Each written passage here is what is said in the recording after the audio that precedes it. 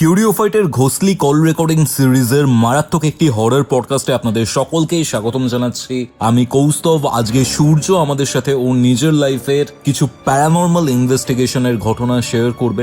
প্রথমের ঘটনাটা বর্ধমানের একটি হন্টেড বাড়িকে কেন্দ্র করে, যেখানে প্যারানর্মাল ইনভেস্টিগেশন সূর্য করেছিল 2024 সাল নাগাদ, এবং তারপরে অশোকনগরের একটা ঘটনা রয়েছে। আজকের এই এপিসোড আপনারা কোথা থেকে দেখছেন কমেন্ট করে জানান। ভিডিওটা ভালো লাগলে অবশ্যই লাইক করে শেয়ার করে দিন। অ্যান্ড আপনিও যদি আপনার লাইফে ঘটে যাওয়া এরকম কোনো প্যারানর্মাল অ্যাক্টিভিটির ব্যাপারে আমার সাথে কিউরিওফাইটেই এরকম একটা ঘোষলি কল রেকর্ডিং করতে চান, তাহলে যোগাযোগ করুন আমাদের অফিসিয়াল হোয়াটসঅ্যাপ নাম্বারে, এবং সেই হোয়াটসঅ্যাপ নাম্বারটি হচ্ছে 6290675195।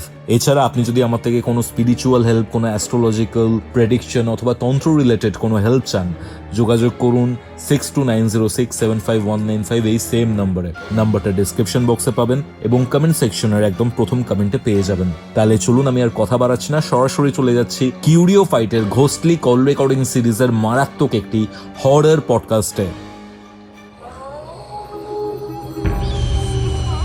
কিউরিওফাইট presents Ghostly Call Recording, a horror audio documentary by Kaustav Kumar.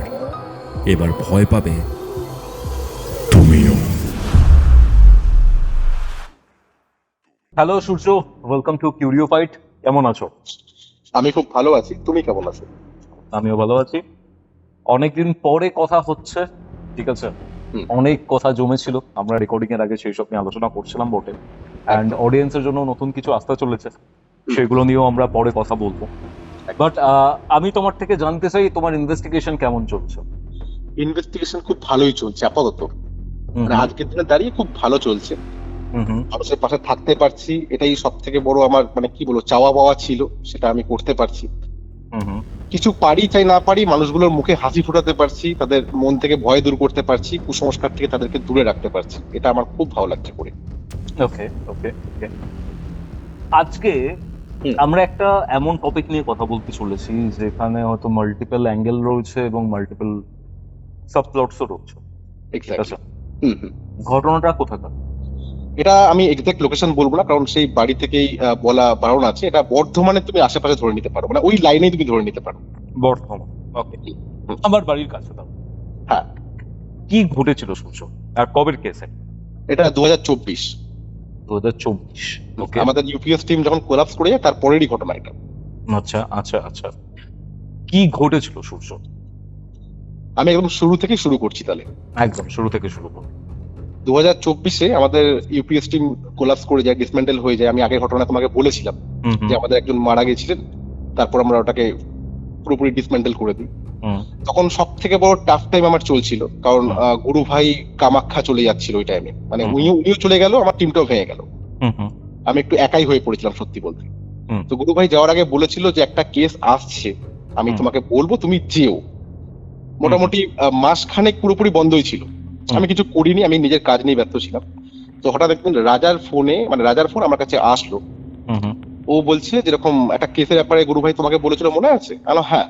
বলছে তোমাকে একটা নাম্বার দিচ্ছি, তুমি একটু কল করে নাও ওনাকে, উনি বারবার করে ফোন করছে, ওনাদের একটু আর্জেন্ট রয়েছে। তো আমাকে রাজা নাম্বারটা পাঠায়, আমি ফোন করি। ফোন করে নিয়ে আমি তৎক্ষণাৎ গুরু ভাইকে ফোন করি, মানে রাজার ফোনে ফোন করে গুরু ভাইকে চাই। আমি গুরু ভাইকে বলি যে আপনি যে নাম্বারটা দিয়েছেন কথা বলার জন্য, উনি কিন্তু খুব একটা ইন্টারেস্টেড নয় মনে হলো আমার, কারণ ওনার মধ্যে একটা তাচ্ছিল্য ভাব রয়েছে যে হ্যাঁ ঠিক আছে, আপনারা আসলে আসুন, আসলেও ভালো, না আসলে আরো ভালো, এরকম লাগে কথাটা শুনে। তখন গুরু ভাই বলছে যে যিনি তোমাকে ফোন করেছে, মানে বা তুমি যাকে ফোন করেছো, উনি হচ্ছে ওই বাড়ির ছেলে, আর উনি এই মুহূর্তে কটকে রয়েছে, উড়িষ্যা। উনি কিন্তু বাড়িতে থাকে না, উনি রিসেন্টলি হসপিটালাইজ ছিল, তারপর উনি ওখান থেকে ডাইরেক্টলি বাড়িতে গিয়ে বাড়ি থেকে ডাইরেক্ট অফিস এরিয়াতে চলে গেছে, উনি বাড়িতে থাকে না। তুমি ওনাকে আবার ফোন করো, ওনাকে ফোন করে নি, তুমি একটা কাজ করো, ওনার বাবা বা মানে কাকার কারোর নাম্বারটা তুমি নিয়ে নাও। উনি যেটা বললো সেটা আমি করলাম, আমি ওনাকে আবার ফোন করলাম। উনি ঠিক ঠিক মতো করে কথা বলতে পারছিল না, মানে উনি খুব আস্তে আস্তে কথা বলছিল। তবে নাম্বারটা নিলাম, নাম্বারটা নিয়ে আমি ওনার কাকাকে ফোন করলাম। ফোন করে নিয়ে আমি জিজ্ঞাসা করলাম যে কি প্রবলেম হচ্ছে। ওনারা ফোনে কিছু বলতে চাইছে না, ওনারা বলছে আপনি চলে আসুন, কোন সময় আসবেন আমাকে একবার জানিয়ে দিন, তাহলে আমরা মোটামুটি প্রিপেয়ার থাকবো। তো আমি সন্ধ্যেবেলার দিকে একটা সময় করে বললাম যে আমি এই দিনে আমি আসবো, বর্ধমান যেতে হবে আমাকে, সারাটা রাত থাকতে হবে বাড়িটার মধ্যে। আমি কথাবার্তা বললাম, বলে আমি কোনো প্রবলেম জানতে পারলাম না। আমি গুরু ভাইকে ফোন করলাম, বললো তুমি যাও, তুমি সবকিছু জানতে পারবে, আমি এইটুকু তোমাকে গ্যারান্টি দিচ্ছি, তুমি যেরকম কেস চাও তুমি সেরকমই কেস পাবে এটাতে। আমি বর্ধমানের জন্য বেরিয়ে পড়লাম। ওখানে যখন গেলাম, মোটামুটি উনি গাইড করে আমাকে নিয়ে আসলো। বাড়ির সামনে একটা প্রকাণ্ড ওই লোহার গেট দেওয়া, 3 সাড়ে 3 কাঠার উপর বাড়ি। মানে বাড়িতে আমি যখন বিশাল বাড়ি তোর মানে? হ্যাঁ বিশাল বাড়ি, বিশাল এরিয়া জুড়ে বাড়ি। বাড়িতে আমি যখন ঢুকেছি, আমি ঢুকে অবাক হয়ে গেছি যে বাড়ির মধ্যে লোকজন গিজ গিজ করছে। আর এই বাড়িতে কোনো ভৌতিক প্রবলেম হবে আমার দেখে মনে হচ্ছে না, কারণ 2 ভাই ওনারা, মা বেঁচে আছেন, 2 ভাইয়ের ওয়াইফ রয়েছে, বাচ্চা রয়েছে, মানে ওনার ফ্যামিলি রয়েছে পুরোপুরি। বড় ভাই মাকে নিয়ে নিচে থাকে, নিচের ফ্লোরে, ছোট ভাই তার ওয়াইফকে নিয়ে উপর ফ্লোরে থাকে। মা যেহেতু সিঁড়ি ভাঙতে পারে না, ওই জন্য মা নিচেই থাকে। আর ওরা পুরোপুরি 3টে ফ্লোর। আমরা মোটামুটি মানে আমি প্রথমে পুরোপুরি ঘরগুলো দেখলাম, আশেপাশে ভালো করে ঘুরলাম, ঘুরে নিয়ে আমি জিজ্ঞেস করলাম যে কতদিন ধরে আপনারা এই বাড়িটাতে রয়েছে। তো ওনারা বলছে একদম পুরোপুরি প্রথম থেকেই রয়েছে, মানে 30 বছরের উপর থেকে এই বাড়িটাতে রয়েছে। ওনার বাবা পুরো বার্ধক্যজনিত কারণে মারা গেছে, মা ওনাদের সঙ্গেই থাকে, ওদের খুব ভালো একটা হ্যাপি ফ্যামিলি। আমি তখন ওনাদেরকে জিজ্ঞেস করলাম যে অ্যাকচুয়ালি প্রবলেমটা কি হচ্ছে। সবকটা ঘর আমি দেখলাম, যে নিচে ঘর, উপরের ঘর, আর প্রত্যেকটা ফ্লোরে 2টো করে রুম, নিচেও 2টো করে রুম, উপরেও 2টো করে রুম। আর একদম টপে মানে ছাদের ওখানে একটা চিলেকোঠার খুব ভালো ঘর রয়েছে, মানে ওই ঘর থেকে বেরিয়েই ছাদ। পুরোটা ঘুরে আসার পর আমরা ওই 2nd ফ্লোরে ছোট ভাইয়ের ঘরে গেলাম। ছোট ভাইয়ের ঘরে গিয়ে আমরা ডিসকাস করছিলাম। বড় ভাইয়ের এক ছেলে এক মেয়ে, আর ছোট ভাইয়ের একটা মেয়ে রয়েছে। ওনার ওয়াইফ, ছোট ভাইয়ের ওয়াইফ কিন্তু একজন অ্যাডভোকেট, বুঝতে পারছো? খুব ভালো ফ্যামিলি। কথাবার্তা বলছিলাম, তো আমি জিজ্ঞেস করলাম যে অ্যাকচুয়াল প্রবলেমটা কি নিয়ে হচ্ছে। তো ওনাদের মুখ চোখ দেখে আমি বুঝতে পারছিলাম যে ওনারা না মানে প্রচন্ড ভয় পেয়ে রয়েছে, এন্টায়ার ফ্যামিলি খুব ভয় পেয়ে রয়েছে। তো ছোট ভাইয়ের বউ একটু ইনিশিয়েটিভ নিয়ে উনি বলছে যে প্রবলেমটা অ্যাকচুয়ালি শুরু হয়েছিল মোটামুটি আজ থেকে মাস 6 আগে। প্রথম যে প্রবলেমটা যেটা হয় সেটা হচ্ছে ওই বড় ভাইয়ের যে মেয়ে রয়েছে, ওনার মেয়ে ফোনে কথা বলতো কারোর সঙ্গে, ঠিক আছে? তো নিচে গেস্ট এসেছিল, গেস্ট আসার জন্য ও ছাদে গিয়ে কথা বলছিল। তো কথা বলতে বলতে কি বৃষ্টি শুরু হয়ে যায়। আর ওই যে চিলেকোঠার যে ঘর রয়েছে সেই ঘরটা জুড়েই অ্যাকচুয়াল প্রবলেম। ওই চিলেকোঠার ঘরটার বাইরে থেকে সবসময় ওই হ্যাশ কল মারা থাকতো, ওখানে কোনো তালা ফালা দেওয়া থাকতো না। তো বৃষ্টি হয়েছে, মেয়েটা কি করেছে হ্যাশ কল খুলে ঘরে ঢুকেছে, ঘরে ঢুকে লাইট জ্বালিয়েছে, লাইট জ্বালিয়ে বসে রয়েছে, কথাবার্তা বলছে ফোনে। এইবার হঠাৎ করে কারেন্ট অফ হয়ে গেছে, লোডশেডিং হয়ে গেছে। তো মেয়েটা উঠে গেট খুলতে গিয়ে দেখছে যে বাইরে থেকে কেউ যেন গেটটাকে লক করে দিয়েছে, বাইরে থেকে গেটটাকে কেউ যেন লক করে দিয়েছে। তো ও একটু না প্যানিক করে গেছিল, বারবার করে চিৎকার করছে যে কেউ আছে কিনা, কিন্তু ওর আওয়াজ নিচ অব্দি আসছিল না। তো মোবাইলে আলোটা জ্বালিয়েছে, ঘর যেহেতু অন্ধকার, জ্বালিয়ে নিয়ে কি করে ফোন করতে যাবে বলে ঘুরেছে। ও যেই ঘুরেছে ও এমন কিছু একটা দেখেছে যেটা ও সহ্য করতে পারে না। ওকে যখন উদ্ধার করা হয় তখন ওই বাইরের গেট খোলাই ছিল, মানে যে মেন গেটটা ছিল চিলেকোঠার ঘরে, মেন গেট খোলা ছিল, ও হাফ চৌকাঠের বাইরে হাফ ভিতরে। ওকে যখন জিজ্ঞেস করা হচ্ছে যে তুমি কেন এরকম ভাবে পড়ে গেছো, কি দেখেছিল, তো ও বলছে যে ঘরের কর্নার থেকে কিছু একটা ওর দিকে খুব তীর গতিতে গিয়ে এসেছিল, যেটা ও সহ্য করতে পারে, আর সেটা কোনো মানুষ ছিল না। এটা হচ্ছে প্রথম সূত্রপাত। এইবার এটা হওয়ার পর ও মেয়েটার উপরে খুব একটা আসতো না, ও নিচের ফ্লোরই থাকতো, মানে এমন হতো কাকার ঘরেও আসতো না খুব একটা। সেকেন্ড প্রবলেম যেটা হয় সেটা হচ্ছে হলো ওনার মায়ের সঙ্গে, মানে এই 2 ভাইয়ের যে মা রয়েছে, মায়ের সঙ্গে। ওর মা কি করবে, উপরে তো ওই মানে কাকার বউ তো খুব একটা থাকতো না, কাকা বিজনেসম্যান, ওনার বউ হচ্ছে অ্যাডভোকেট। তো কাপড়গুলো তো মেলতে হবে, তো একদম সন্ধ্যেবেলার দিকে কি করেছে উনি কাপড় মেলতে ছাদে উঠেছে, সিঁড়ি ভেঙে কষ্ট করে ছাদে উঠেছে, মানে এই ঘটনাটা হওয়ার পর। ছাদে উঠে কাপড় টাপড় মানে মানে কাপড় অনেক আগেই মেলেছিল, মানে কাপড়গুলোকে তুলে ঘরে আসবে। তো উনি সব কাপড় টাপড়গুলোকে গুটিয়ে নিয়ে উনি ঘরে আসতে যাচ্ছে, দেখছে যে ওই চিলেকোঠার ঘরটা খোলা রয়েছে। ভেবেছে হয়তো কেউ না কেউ খুলেছিল, সে হয়তো লাগাতে ভুলে গেছে গেটটা। তো উনি গেটটা লক করতে গিয়ে একজন ঘরের মধ্যে একজন মহিলাকে দেখেছে। উনি এটা স্পষ্ট দেখেছে পুরোপুরি, যে ঘরের মধ্যে একজন মহিলা ছিল, ঘরটা অন্ধকার ছিল, ঘরের মধ্যে একটা মহিলা ছিল। উনি ওখান থেকে মানে কাপড় টাপড় ফেলে একদম মানে কি বলবো মানে পরিমরি করে নিচে নেমেছে, আর নিচে নেমে প্রচন্ড উনি হাঁপাচ্ছিল, উনি প্যানিক করে গেছিল জিনিসটা। তো ছোট ভাইয়ের বউ মানে একটুখানি কি বলবো বুদ্ধি সম্পন্ন নারী, উনি এসব জিনিস মানতেন না। তৃতীয় ঘটনাটা কিন্তু ওনার সঙ্গেই হয়। ওনার সঙ্গে কি সমস্যা হয়েছিল যে ওনার যে ছোট মেয়েটা ছিল, 12 বা 13 বছর ওনার হবে, ওই মেয়েটার বার্থডে ছিল। তো মেয়েটাকে সারপ্রাইজ দেবে বলে রাত্রির 12টার পর কেক ফেক কাটা হবে, পুরো উনি ঘরে বেলুন ফেলুন সাজাচ্ছিল। ফ্যামিলির সবাই নিচেই ছিল, যে ওকে একবারে 12টা একে আনবে, কেক ফেক কাটা ফাটা হবে, বেলুন গুলো সাজাচ্ছিল। তো উনি বলছে যে এরকম দেখো আমি পুরো ঘরের মধ্যে বোথ সাইড টেপ দিয়ে বেলুন লাগাচ্ছিলাম, ঘর পুরো ফাঁকাই ছিল। আমি এইসব জিনিস কোনোদিনও মানি না, আমি কোনোদিনও দেখিনি, এসব আমাদের বলছি। ঘর পুরো ফাঁকা ছিল, বেলুনটা লাগাচ্ছিলাম। তো মেন হচ্ছে যে ঘরের যে গেট রয়েছে, বেডরুমের যে গেট সেকেন্ড ফ্লোরের, ওই গেটের মাথার কাছে চৌকাঠের সামনে দুটো বেলুন ঝুলিয়েছিল, উনি বেলুনটা খুলে পড়ে যাচ্ছে। তো উনি ওখান থেকে সরিয়ে নিয়ে পাশে লেগেছিল, পাশ থেকেও খুলে পড়ে যাচ্ছে বেলুন। এইবার উনি আবার অন্য একটা জায়গায় শিফট করতে গিয়ে দেখছে যে ঘরে যে কটা বেলুন লাগিয়েছিল, ইভেন ওই সিলিং ফ্যানে যে কটা বেলুন লাগিয়েছিল, সিলিং ফ্যানের মধ্যে সে লাগানো হয় না বোথ সাইড টেপ দিয়ে, সব কটা বেলুন একসঙ্গে খুলে পড়ে গেছে। খুলে পড়ে যাওয়ার পর উনি দাঁড়িয়ে দেখতে পাচ্ছে যে বেলুনগুলো না সরছে, মানে ওখানে কিন্তু ফ্যান চলছিল না কিন্তু ঘরের মধ্যে, উনি Okay. ফ্যান অফ করেই করছিল। বলছে বেলুনগুলো আমার চোখের সামনে দেখতে পাচ্ছি, বেলুনগুলোকে মনে হচ্ছে কি যেন হাওয়া দিয়ে বাইরে গেটের বাইরে নিয়ে যাচ্ছে। উনি বেলুনগুলোকে কালেক্ট করতে গেছিল, কালেক্ট করতে গিয়ে উনি বলছে যে আমি সিঁড়ির সামনে দেখতে পাচ্ছি যে একজন নয় দুজন দাঁড়িয়ে রয়েছে সিঁড়ির সামনে, দুটো শ্যাডোই ফিগার। উনি কিন্তু একদম চাক্ষুষ দেখেছে, বলছে আমি কোনোদিনও ভুল হতে পারে না, আমি যখনই চিৎকার করে উঠেছি নিচ থেকে ওরা উঠে এসে ওই দুটো শ্যাডোই ফিগার কিন্তু ওই সিঁড়ির সামনে থেকে একদম ছাদের উপর দিকটা গিয়ে মিলিয়ে গেল। এটা উনি চাক্ষুষ দেখেছে, বলছে আমি এটা ভুল হতে পারে না, আমি এটা দেখেছি। আমি ওনাদের জিজ্ঞেস করলাম যে বাড়িটার মধ্যে কোন রকম কোনো প্রবলেম বা কোনো আত্মহত্যা হয়েছে কিনা বা কোন রকম কোনো প্রবলেম হয়েছে কিনা। বলছে না এরকম কিছু হয়নি। কোনো কিছু কোনোদিনও কোনো কিছু হয়নি বা কিছু প্রবলেম হয়েছিল আপনারা যেটা মনে পড়ছে না আপনাদের আগে। বলছে না এনারা তো প্রথম থেকেই থাকে, তো সেরকম কিছু হয়নি। তারপর কি হলো, আপনারা তারপরে কি ইনিশিয়েটিভ নিলেন? বলছে দেখো তারপরে আমরা চিন্তা ভাবনা করলাম যে আমরা কোন রকম তান্ত্রিককে দিয়ে এই বাড়িটাকে একবার দেখাবো। তো একজন তান্ত্রিক চেনাশোনা ছিল, ওনাকে আমরা বাড়িতে ডেকেছি, উনি বাড়িতে আসে, উনি বাড়িতে ধুলো পরীক্ষা করে বলে যে হ্যাঁ বাড়ির মধ্যে কোনো নেগেটিভ ইম্প্যাক্ট পড়েছে, এটার জন্য ওই উপরের যে চিলেকোঠার ঘরটা, ওই চিলেকোঠার ঘরের মধ্যে কিছু না কিছু বাসা বেঁধেছে, এটা ছিল ওনার বক্তব্য। তো উনি ওই ঘরটাকে বন্ধন করে দিয়েছিল, ওই তালা বাইরে মেরে দিয়েছিল একখানা, তালাটা মেরে ওর উপর দিয়ে ইয়েলো কালারের সুতো দিয়ে একদম বাইন্ড করে দিয়েছিল। তো তখন আমি ওনাদেরকে জিজ্ঞেস করলাম, আমি তো পুরো বাড়ি ঘুরলাম, আমি তো উপরেও গেলাম, উপরে তো তালা কোনো দেখলাম না কিছু লাগানো রয়েছে। বলছে আমি শেষ করলে আপনি বুঝতে পারবেন যে কেন ওই তালাটা লাগানো নেই।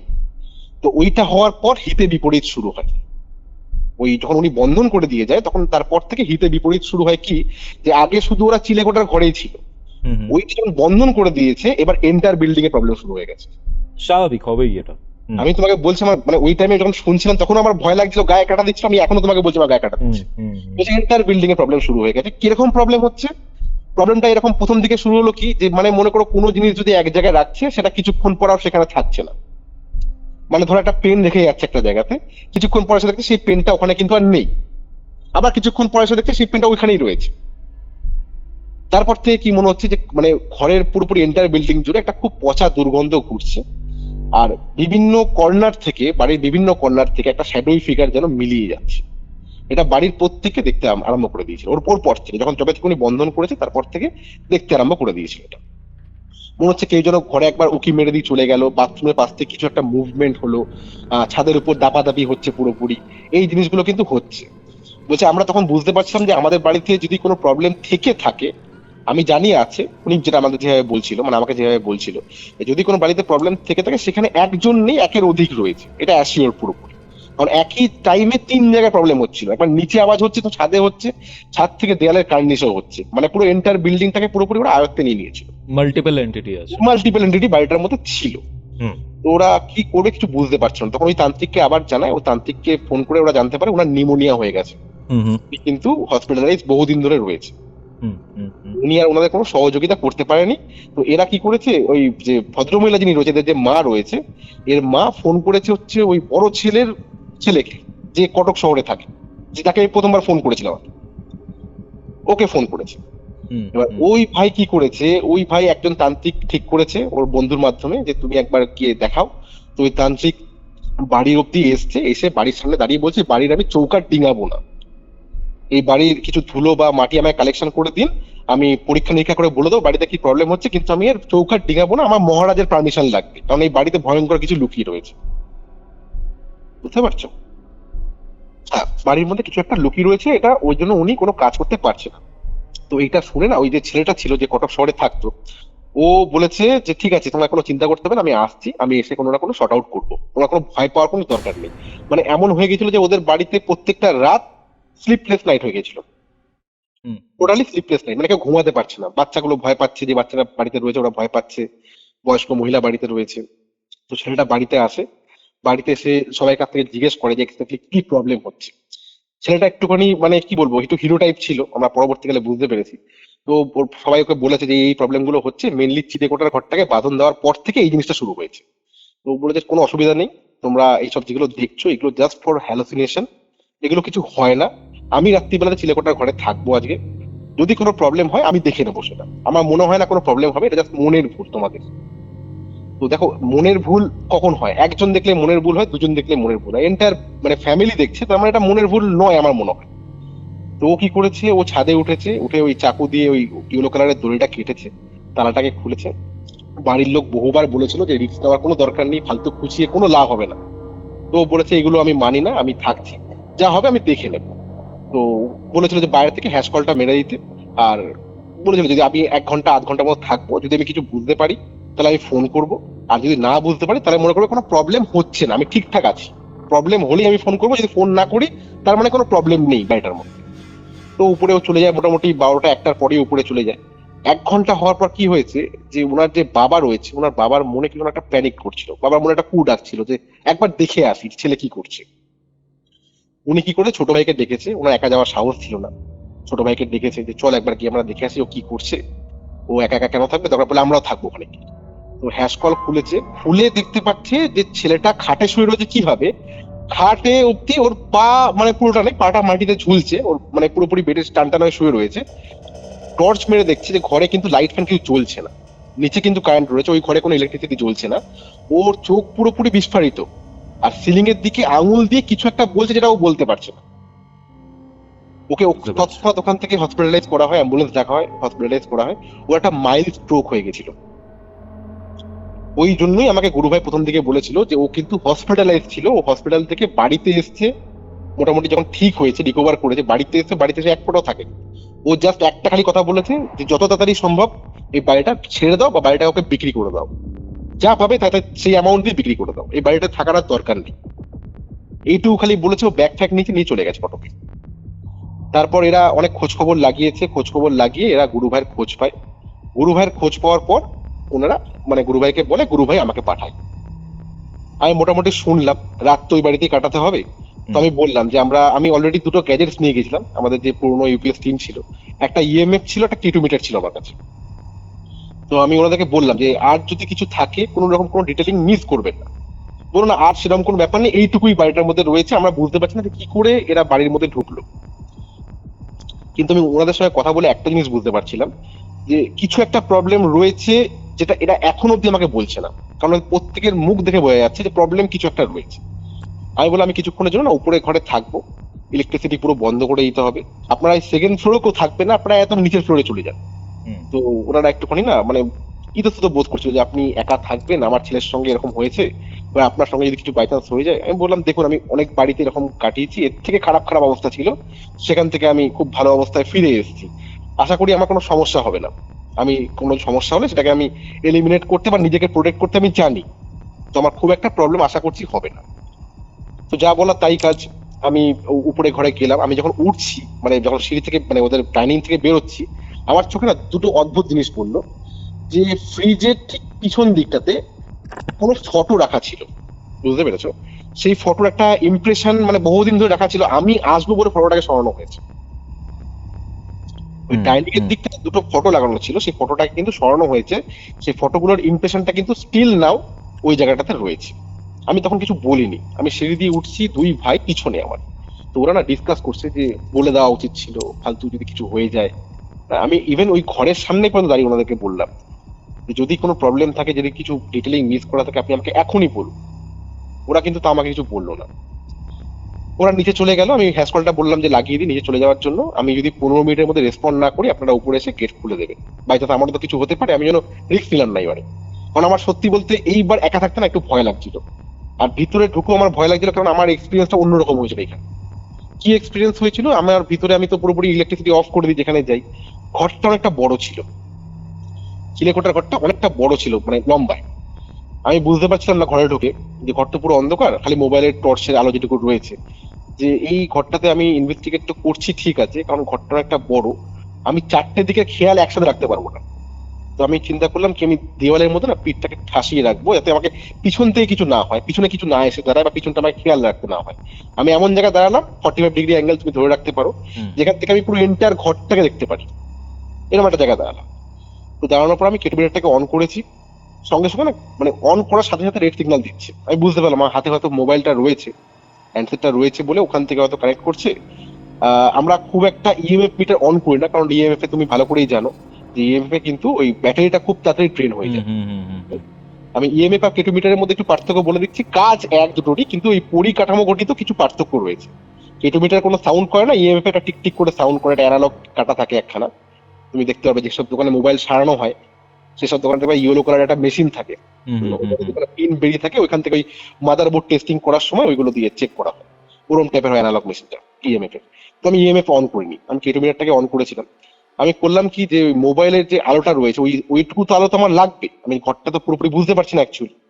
তো ওটাকে কি করেছি, আমি কেটোমিটারটাকে রেখেছি টেবিলের মধ্যে, আর ফোনটাকে রাখতে এসেছি বিছানার মধ্যে, একটু হেলান দিয়ে রাখবো যাতে পুরো ঘরটা দেখা যায়। আমি ফোনটাকে ওই বিছানার মাঝখানে রাখতে এসে দেখতে পাচ্ছি যে কেটোমিটারে ফুল সিগন্যাল দিচ্ছে। হঠাৎ করে হ্যাঁ ফুল সিগন্যাল দিচ্ছে, একদম হয় না যে পুরো তিন সবকটা লাইট ব্লিঙ্ক করছে আবার কমছে ব্লিঙ্ক করছে। তাহলে এরকম তো হওয়ার কথা নয়, আমি তো কোনো কমিউনিকেশন এখন অব্দি শুরু করিনি, তাহলে এরকম হচ্ছে কেন? কেটোমিটারটাকে অফ করলাম, রিস্টার্ট করলাম, আবার অন করলাম।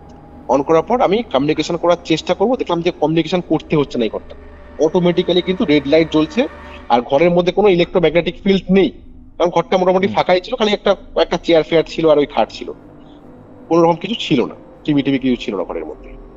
তো আমি ভাবলাম হয়তো কেটোমিটার কোনো প্রবলেম করছে, ইএমএফটাকে একবার অন করি। ইএমএফ অন করেছি, দেখছি পুরোপুরি কাটা একদম ভেঙে বেরিয়ে যাবে, কাটা ভেঙে দেবে এরকম টাইপের হচ্ছে পুরোপুরি। এইবার এটা করতে গিয়ে ওই টর্চের আলোতে আমি বুঝতে পারছি, আমার হঠাৎ নজরে আসলো ওই একটা আনলা টাইপের কিছু একটা ছিল, ওই আনলা আর ঠিক রান্নাঘরের কর্নারে মনে হচ্ছে দুখানা শ্যাডোই ফিগার দাঁড়িয়ে রয়েছে। আমি এটা মানে অন্ধকারের মধ্যে যেটুকু আলো দেখতে পাচ্ছ পুরো? হ্যাঁ দেখতে পাচ্ছি চোখের সামনে, আমি দাঁড়িয়ে রয়েছে পুরোপুরি একদম ঘরের কর্নারে, আর আমার দুদিকে মানে অনেকটা দূরে মনে হচ্ছে দুটো অন্ধকারের দুটো শ্যাডোই ফিগার দাঁড়িয়ে রয়েছে। আবার মনও বলছে না এটা হয়তো হ্যালোসিনেট হতে পারে, হয়তো অন্ধকারের মধ্যে এমন কিছু রাখা রয়েছে ওখানে যেটাকে দেখে আমি কোনো শ্যাডোই ফিগারকে কল্পনা করছি।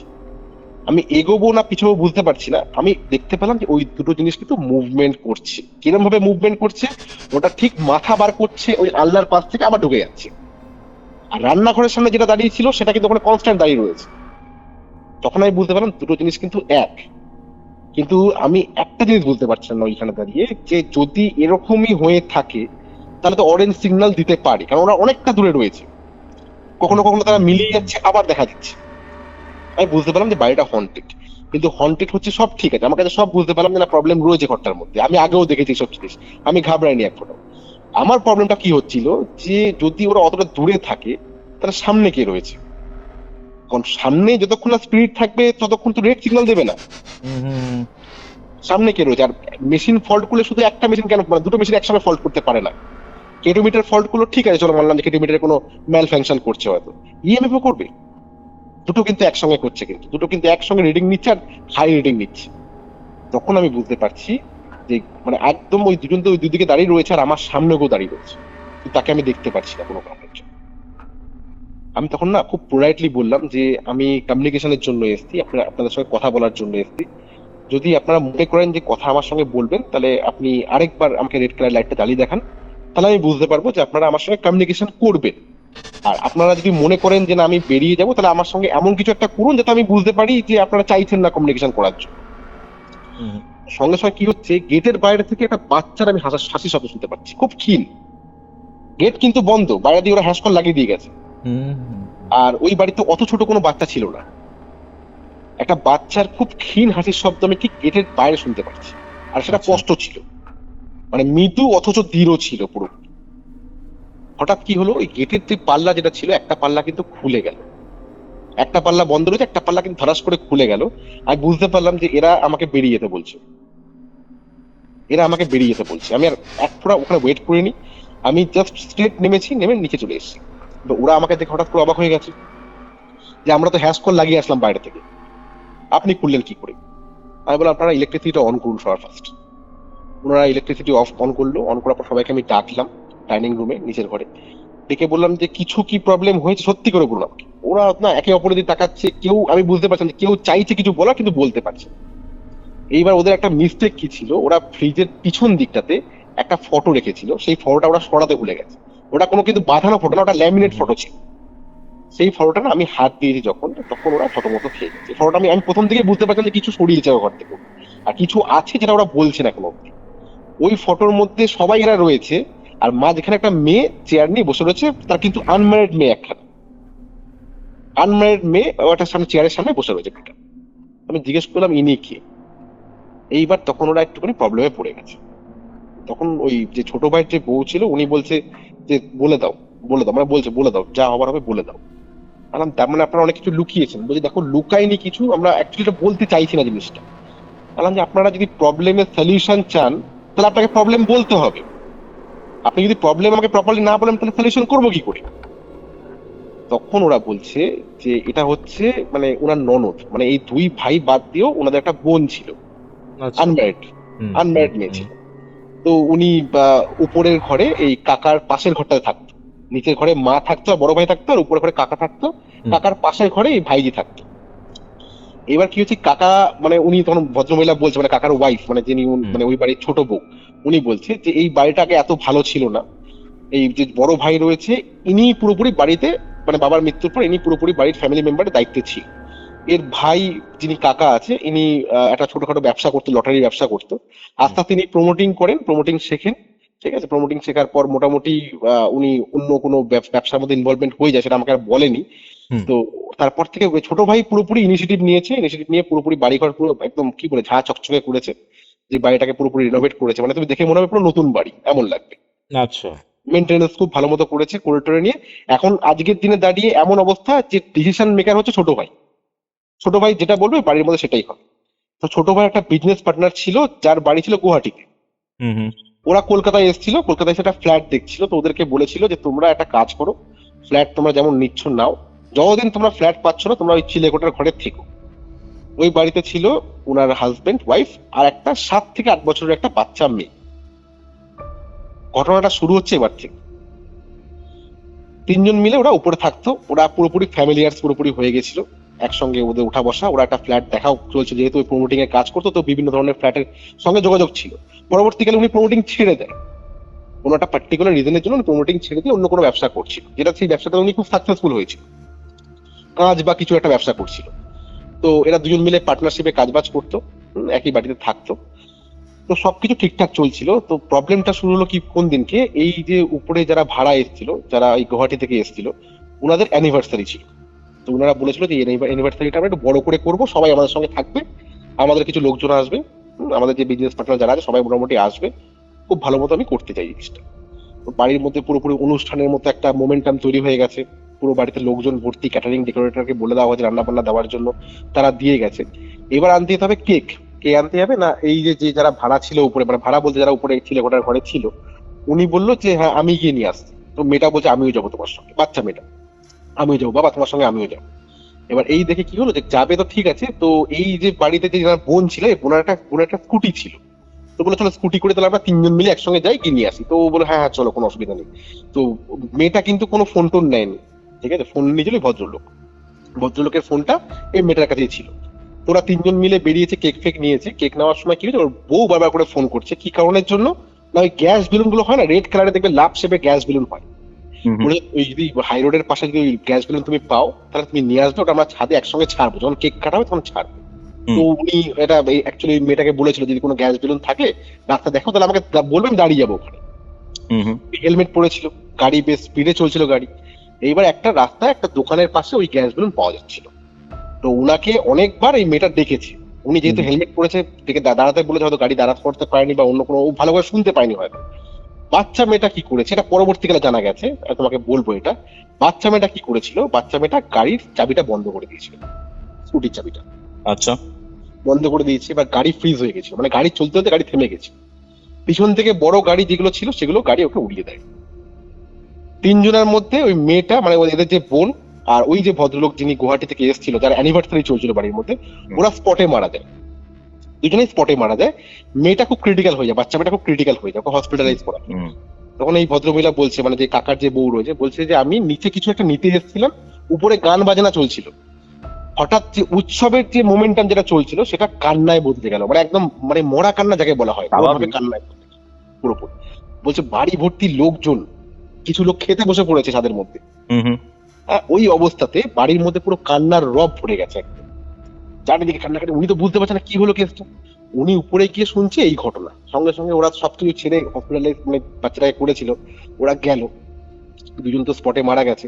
ওই ভদ্রলোকের অবস্থা খুব খারাপ হয়ে গেছিল, যে ভদ্রলোক মানে মানে গুয়াহাটির ভদ্রলোক যিনি ছিল, ওনার অবস্থা খুব খারাপ হয়ে গেছিল, মানে মানে খুব বাজেভাবে উনি মরেছিল। মানে কিভাবে মারা গেছিল, মানে উনাকে পুরোপুরি চিটকে দিয়েছিল একদম, মানে ওনার বডি সেভাবে পাওয়া যায় না। আর এই মেয়েটার অবস্থা খুব খারাপ ছিল, মেয়েটার পুরোপুরি মাথার পিছনে স্কালটা একদম ফ্র্যাকচার হয়ে গেছিল, তারপর নোংরা ভাবে মারা গেছিল। খুব নোংরা ভাবে মারা গেছে। এবার এরা হসপিটালে যেতে যেতে আরেকটা ব্যাড নিউজ আসে, কি না ওই বাচ্চা মেয়েটাও এক্সপায়ার করে যায়। এ বাবা। হ্যাঁ, বাচ্চা মেয়েটাও এক্সপায়ার করে যায়। হসপিটালে যায়, কান্নাকাটি প্রচুর পরিমাণে হয়। এইবার হওয়ার পর ওরা আমাকে কেন বলছিল না, তার একটা পার্টিকুলার কারণ রয়েছে। এবার তোমার কারণটা আমি বলছি। সবকিছু ঠিকঠাক ভাবে, মানে আর কি বলবো, ওদের মোটামুটি শেষকৃত্য ঠিকঠাক ভাবে মেটানোর আগে একটা ঘটনা হয়েছিল, যেটার জন্য আমাকে বলছিল না। সেটা হচ্ছে পোস্টমর্টেম রিপোর্টে একটা খুব চাঞ্চল্যকর তথ্য উঠেছিল মেয়েটার তরফ থেকে, মানে ওনার বোনের তরফ থেকে, যে ওনার বোন কিন্তু প্রেগনেন্ট ছিল। বুঝতে পারছেন? প্রেগনেন্ট ছিল ওনার বোন, 4 মাসের ওনার বোন কিন্তু প্রেগনেন্ট ছিল। এটা কি করে হলো এখন অব্দি ওরা তখন তো বুঝতে পারেনি, ঠিক আছে, তোমাকে বলছি তারপরে কিভাবে কি হয়েছিল।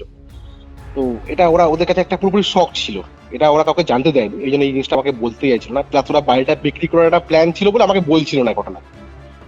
তো 3 দিনের কাজ, ওনারা মারা গেছিল মঙ্গলবার, ঠিক আছে, মারা গেছিল মঙ্গলবার, মারা গেছে। হ্যাঁ, বারবেলাতে মারা গেছে। কাজ 3 দিনের হয়। এবার 3 দিনের কাজ হয়ে যাওয়ার পর শনিবার দিনকে কি হয়, শনিবার দিনকে এই যে মানে গুয়াহাটির যে মানে যে ওয়াইফ ছিল, যে ভদ্রমহিলা যিনি ছিল, যিনি উপরে থাকতো, উনি সকাল থেকে মানে না সবার সঙ্গে হাসি মুখে কথা বলছে। হঠাৎ করে উনি কান্নাকাটি করছিল, দুম মেরে গেছিল, হাসি মুখে কথা বলছে কাজের পরের দিনকে। আমি একটু একা থাকবো, ভালো লাগছে না, মানে একটু অন্যরকম হয়ে গেছে।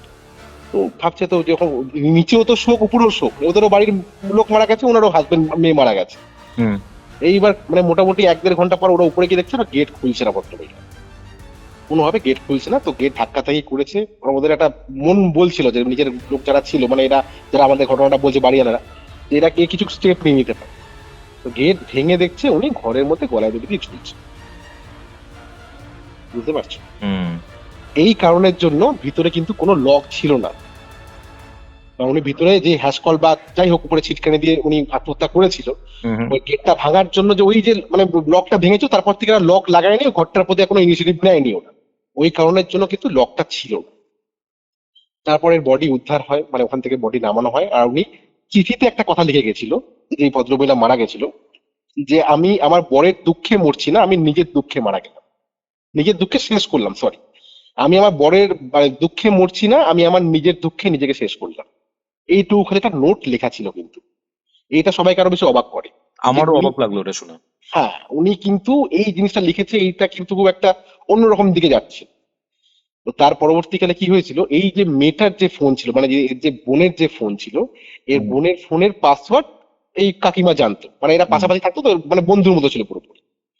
উনি ফোনটাকে আনলক করে, হঠাৎ আনলক করে, যে মনে হয় মানে মনে পড়ে অনেক সময় পাশাপাশি থাকতো, ঠিক আছে, ছবি টবি অনেক কিছু ছিল।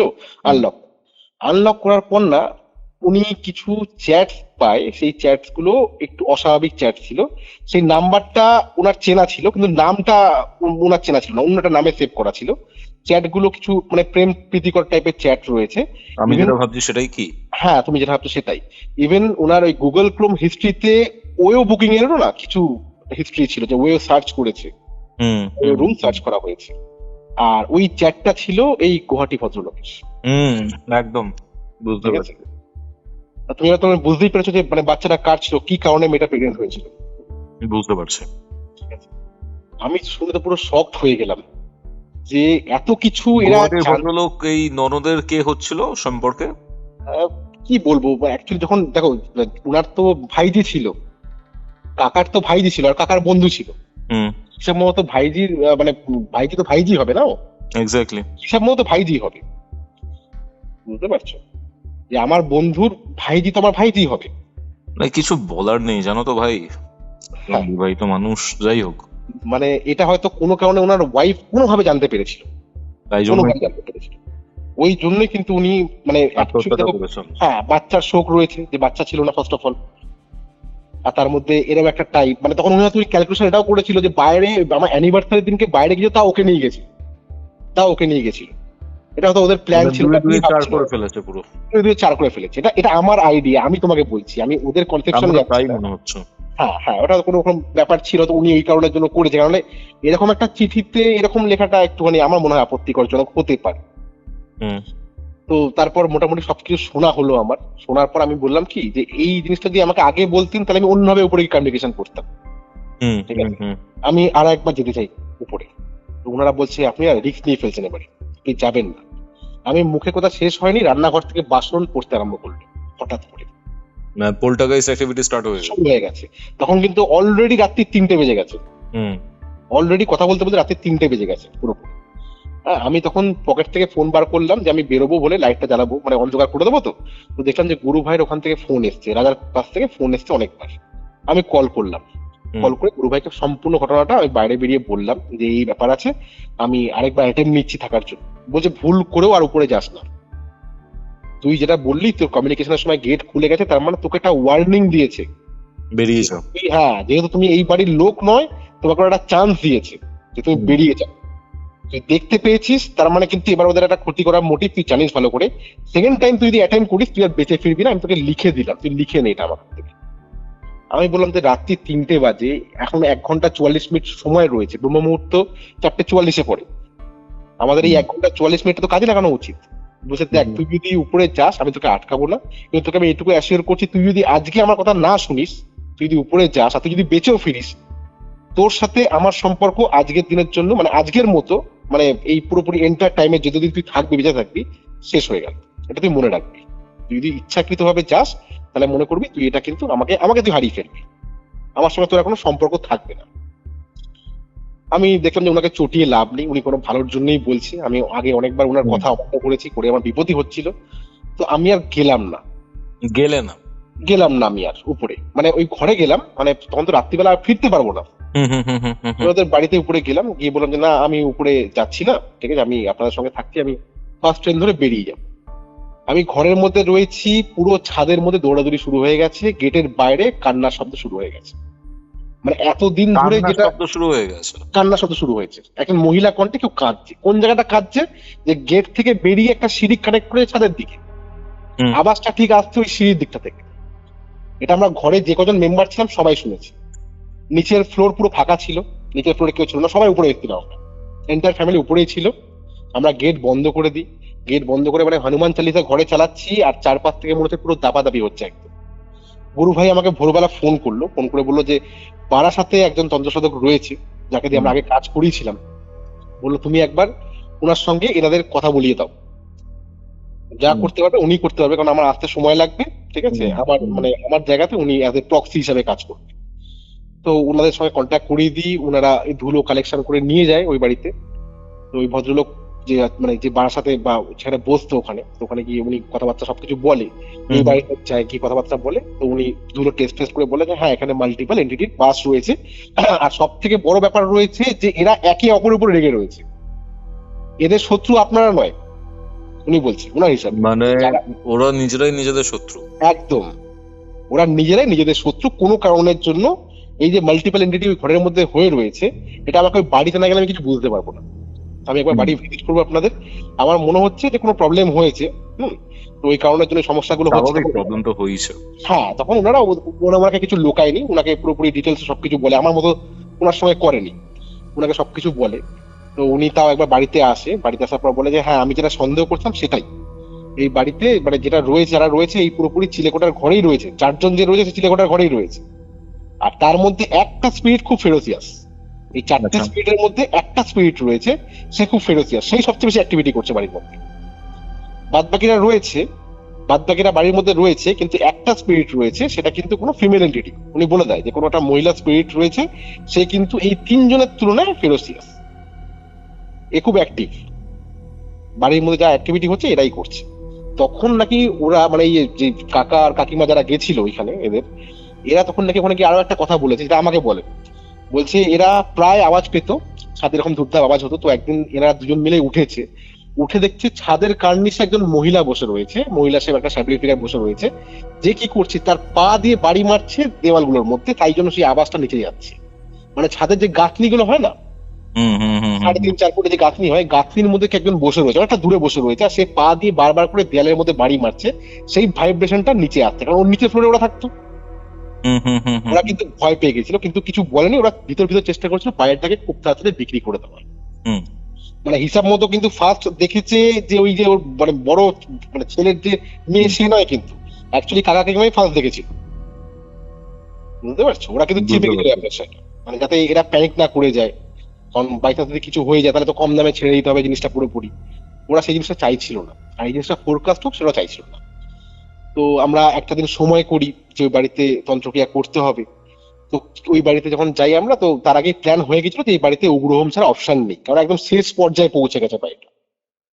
এই বাড়িটার যা কন্ডিশন একদম শেষ পর্যায়ে পৌঁছে গেছে, এই বাড়িটাতে উগ্রহোম করতে হবে, নয়তো বাড়ি শ্মশান হয়ে যাবে পুরো। হ্যাঁ, না তো বাড়ি পুরোপুরি শ্মশান হবে। একদম ঠিক কথা, এই কথাটাই উনি বলেছিল। তুমি যেটা বলছো এক্স্যাক্টলি আমি ভুলে গেলাম এই কথাটা বলতে, তুমি বললে বলে আমার মনে পড়লো, এই কথাটাই উনি বলেছিল যে বাড়ির সাথে যে তন্ত্রসাধক ছিল, যে বাড়ি নাহলে কিন্তু শ্মশানে পরিণত হয়ে যাবে পুরোপুরি। ছিন্ন মস্তা মা বগলামুখী আর ধূমাবতীকে একসঙ্গে প্রয়োগ করা হবে ওখানে, ঠিক আছে? উপরে ঘরে যজ্ঞ করা হবে। তো যজ্ঞ করার আগে একটা মঙ্গল, একদম একদম একদম রাহু কেতু মঙ্গল। তো এইবার উনি কি প্ল্যান করলো যে এই বাড়ির মধ্যে না ওই 3জনকে বা 4জনকে একসঙ্গে কিছু করলে বিপদ হয়ে যাবে, হিতে বিপরীত হতে পারে, বাড়ির কেউ কারোর সমস্যা হয়ে যেতে পারে, বাড়ি কাউকে মানে নিয়ে 4জনকে একসাথে বার করলে। হ্যাঁ, 4জনকে একসঙ্গে বার করলে। তো উনি কি ডিসাইড করলো যে একজনকে সেপারেট করতে হবে, ঠিক আছে? একজনকে সেপারেট করতে হবে। উনি প্রথমে না ওখানে বসলো, বসে অনেক চক্র ফক্র আঁকলো, একে নিয়ে বলছে যে এই বাড়ির মেয়ে যে ছিল সেই কিন্তু অ্যাক্টিভ মেম্বার, মানে এদের বাড়িতে বোন ছিল সেই কিন্তু অ্যাক্টিভ, মানে ননদ যে ছিল সবচেয়ে বেশি। ওই ননদ যে ছিল স্পিরিটের অ্যাক্টিভিটি সবচেয়ে বেশি। কি কারণে অ্যাক্টিভিটি বেশি ছিল? কারণ আমরা যেটা গেস করছি যে ফার্স্ট অফ অল ও প্রেগনেন্ট ছিল, আর সেকেন্ড জিনিস ছিল বিয়ে হয়নি, কেউ একটা বিয়ে করার একটা তীব্র বাসনা ছিল, যে মৃত্যুর পর ভেবেছিল ওকে হয়তো পেয়ে যাবে কোনো কারণের জন্য। হয়তো আমরা চিন্তা করছিলাম যে এই কারণের জন্য তো এই স্পিরিটটা এতটা ফেরোসিয়াস ওই বাড়ির মধ্যে ঘুরছে। আর তার মধ্যে কি হয়েছে যে যিনি ঘরের মধ্যে আত্মহত্যা করে তারও তো এন্টিটি ওখানে রয়েছে, সে তো মারা ছেড়ে যেতে পারেনি। এরা মারা গেছে মঙ্গলবার, এ মারা গেছে শনিবার, ঠিক আছে? মানে একদম খতরনাক রূপ নিয়ে নিয়েছিল বাড়িটা পুরোপুরি। মানে তোমাকে আমি বলছি কি অবস্থা, কি কন্ডিশন ছিল। 4জনই বারবেলাতে মারা গেছে, একদম 4জনই বারবেলাতে মারা গেছে। মানে তুমি একবার সিনারিটা বুঝতে পারছো কি ভয়ঙ্কর রূপ ধারণ করেছে ওই জায়গাটাতে। আর ওই ঘরটাতে আমি একা ছিলাম, ওই রুমটাতে আমি একা ছিলাম, যে এরকম খতরনাক কিছু হয়ে রয়েছে। মানে জাস্ট আমাকে একটা বারের জন্য ওয়ার্নিং দিয়েছে, গুরু ভাই এটা ঠিকই বলেছিল, ওয়ার্নিং দেওয়া হয়েছিল এই কারণের জন্য তুই বেরিয়ে যা, যেহেতু আমি এখানকার মেম্বার নই। ভুল করে চলে এসেছি, আর আমি কোনোদিনও কোনো স্পিরিটকে অসম্মান করি না, আমি সবসময় পোলাইটলি জিজ্ঞেস করি। আমাকে যখন তো ছাড়া হয়েছে তাহলে তো আমারও কিছু না কিছু হয়ে যেত। কারণ ওনার যে ছেলে রয়েছে, যে বড় ভাইয়ের যে ছেলে রয়েছে, যার ওই ঘরের মধ্যে এরকম মাইল্ড স্ট্রোক হয়ে গেছিল, উনি আজ অব্দি বলতে পারে না যে উনি কি দেখেছিল। তবে উনি যাই দেখেছেন উনি সিলিং এর দিকে দেখেছেন। তো যাই হোক, প্ল্যান এটাই হলো যে আমরা প্রথমে একটা ওই যে স্পিরিট খুব অ্যাক্টিভ রয়েছে, প্রথমে ওকে সেপারেট করবো, তারপরে দেখে করবো। তো যখন যজ্ঞ শুরু হয় তখন মোটামুটি 15 মিনিট চলার পরেই চারিদিকে তাণ্ডব শুরু হয়ে যায়। ঘরের মধ্যে মনে হচ্ছে দাপাদাপি হচ্ছে, ঠিক আছে? আমাদের যজ্ঞের আশপাশ দিয়ে মনে হচ্ছে কেউ দৌড়াচ্ছে, দূর থেকে গোঙানোর শব্দ আসছে। একবার মনে হচ্ছে ওই যে মানে সিঁড়ি দিয়ে উঠতে যে দরজা যেটা রয়েছে, দরজা যে পাল্লা যেগুলো রয়েছে ছাদের দরজা, ওটা একবার দাম দাম করে 2-3বার ফেলে দিল। নিচের ঘর থেকে বাসনপত্র পড়ার আওয়াজ। সবাইকে উনি বলছে যে কেউ উঠবে না যোগ্য ছিল। অ্যাকচুয়ালি উনার যে মানে বড় ভাইয়ের মানে মেয়ে, ঠিক আছে, উনাকে আর উনার মাকে আমরা পাঠিয়ে দিয়েছিলাম এখান থেকে, যে ওনাদের থাকার দরকার নেই, ওনারা যেহেতু অলরেডি ভয় পেয়ে রয়েছে ওনাদের থাকার দরকার নেই, ওনাদেরকে আমরা পাঠিয়ে দিয়েছিলাম। বাদ বাকি মোটামুটি সবাই আমরা ওখানে ছিলাম। প্রচন্ড দাপাদাপি হয় প্রথম দিকে, হতে হতে উনি যখন আহুতি একটার পর একটা দিচ্ছে, যজ্ঞের আগুন পুরো আকাশ ছুটছে। মানে আমরা অনেকটা দূরে বসে রয়েছি, তা আমার পা উঠছে, এত তাপ ছিল যজ্ঞের। আস্তে আস্তে দাপাদাপিটা কমে, যে এন্টিটিটা অ্যাক্টিভ ছিল ওকে অন্য ডাইমেনশনে পাঠানো হয়, যাতে ওর এই জগতের সঙ্গে বা অন্যান্য জগতের সঙ্গে কোনো রকম কোনো টাচ আপ না থাকে, মানে ওনাকে যেন কোনো দৃশ্যমান না হয়। উনি ওনার যে এত তীব্র একটা অ্যাক্টিভনেস ছিল সেটা যেন তাড়াতাড়ি খুব বিলীন হয়ে যায়। আস্তে আস্তে ওকে মুক্ত করা হলো বা অন্য কোনো ডাইমেনশনে পাঠানো হলো। তারপর বাকি 3জনকে খুব ইজিলি করা হলো, ঠিক আছে? খুব ইজিলি করা হলো, মানে ওরা কোনো রকম কোনো তাণ্ডব করেনি। অ্যাকচুয়ালি মেন অ্যাক্টিভিটি করছিল এই বাড়ির মেয়েটা। অনেক কষ্টে সবকিছু শান্ত হয়, ঠান্ডা হয়। উনি পুরোপুরি বাড়িটাকে চারিদিকে জল ফল ছেটানো, যেগুলো যেগুলো অ্যাক্টিভিটি থাকে সেগুলো করা, পুরো বাড়ি এন্টার বিল্ডিংটাকে উনি বন্ধন করে দেয়। আর উনি কিছু শর্তও দিয়ে দেয় যে বন্ধন করলে মুখে কখনো বলতে নেই আমার গৃহ বন্ধন রয়েছে, বা কোনো খারাপ কিছু পাড়িয়ে বাড়ির মধ্যে আসতে নেই, ঠিক আছে, যেগুলো যেগুলো ইনস্ট্রাকশন থাকে সেগুলো দিয়ে দেয়। আজকের দিনে দাঁড়িয়ে তারা আগের থেকে ভালো রয়েছে, বুঝতে পারছো? মানে 2 বছর কেটে গেছে এখন থেকে। প্রায়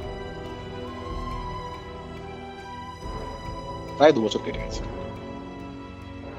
আলাদাই সিন হয়েছে ভাই ও। হুম। মানে 23 থেকে হয়তো ওদের বাড়ি থেকে শুরু হয়েছিল, আমি তো হ্যান্ডেল করি 24 থেকে।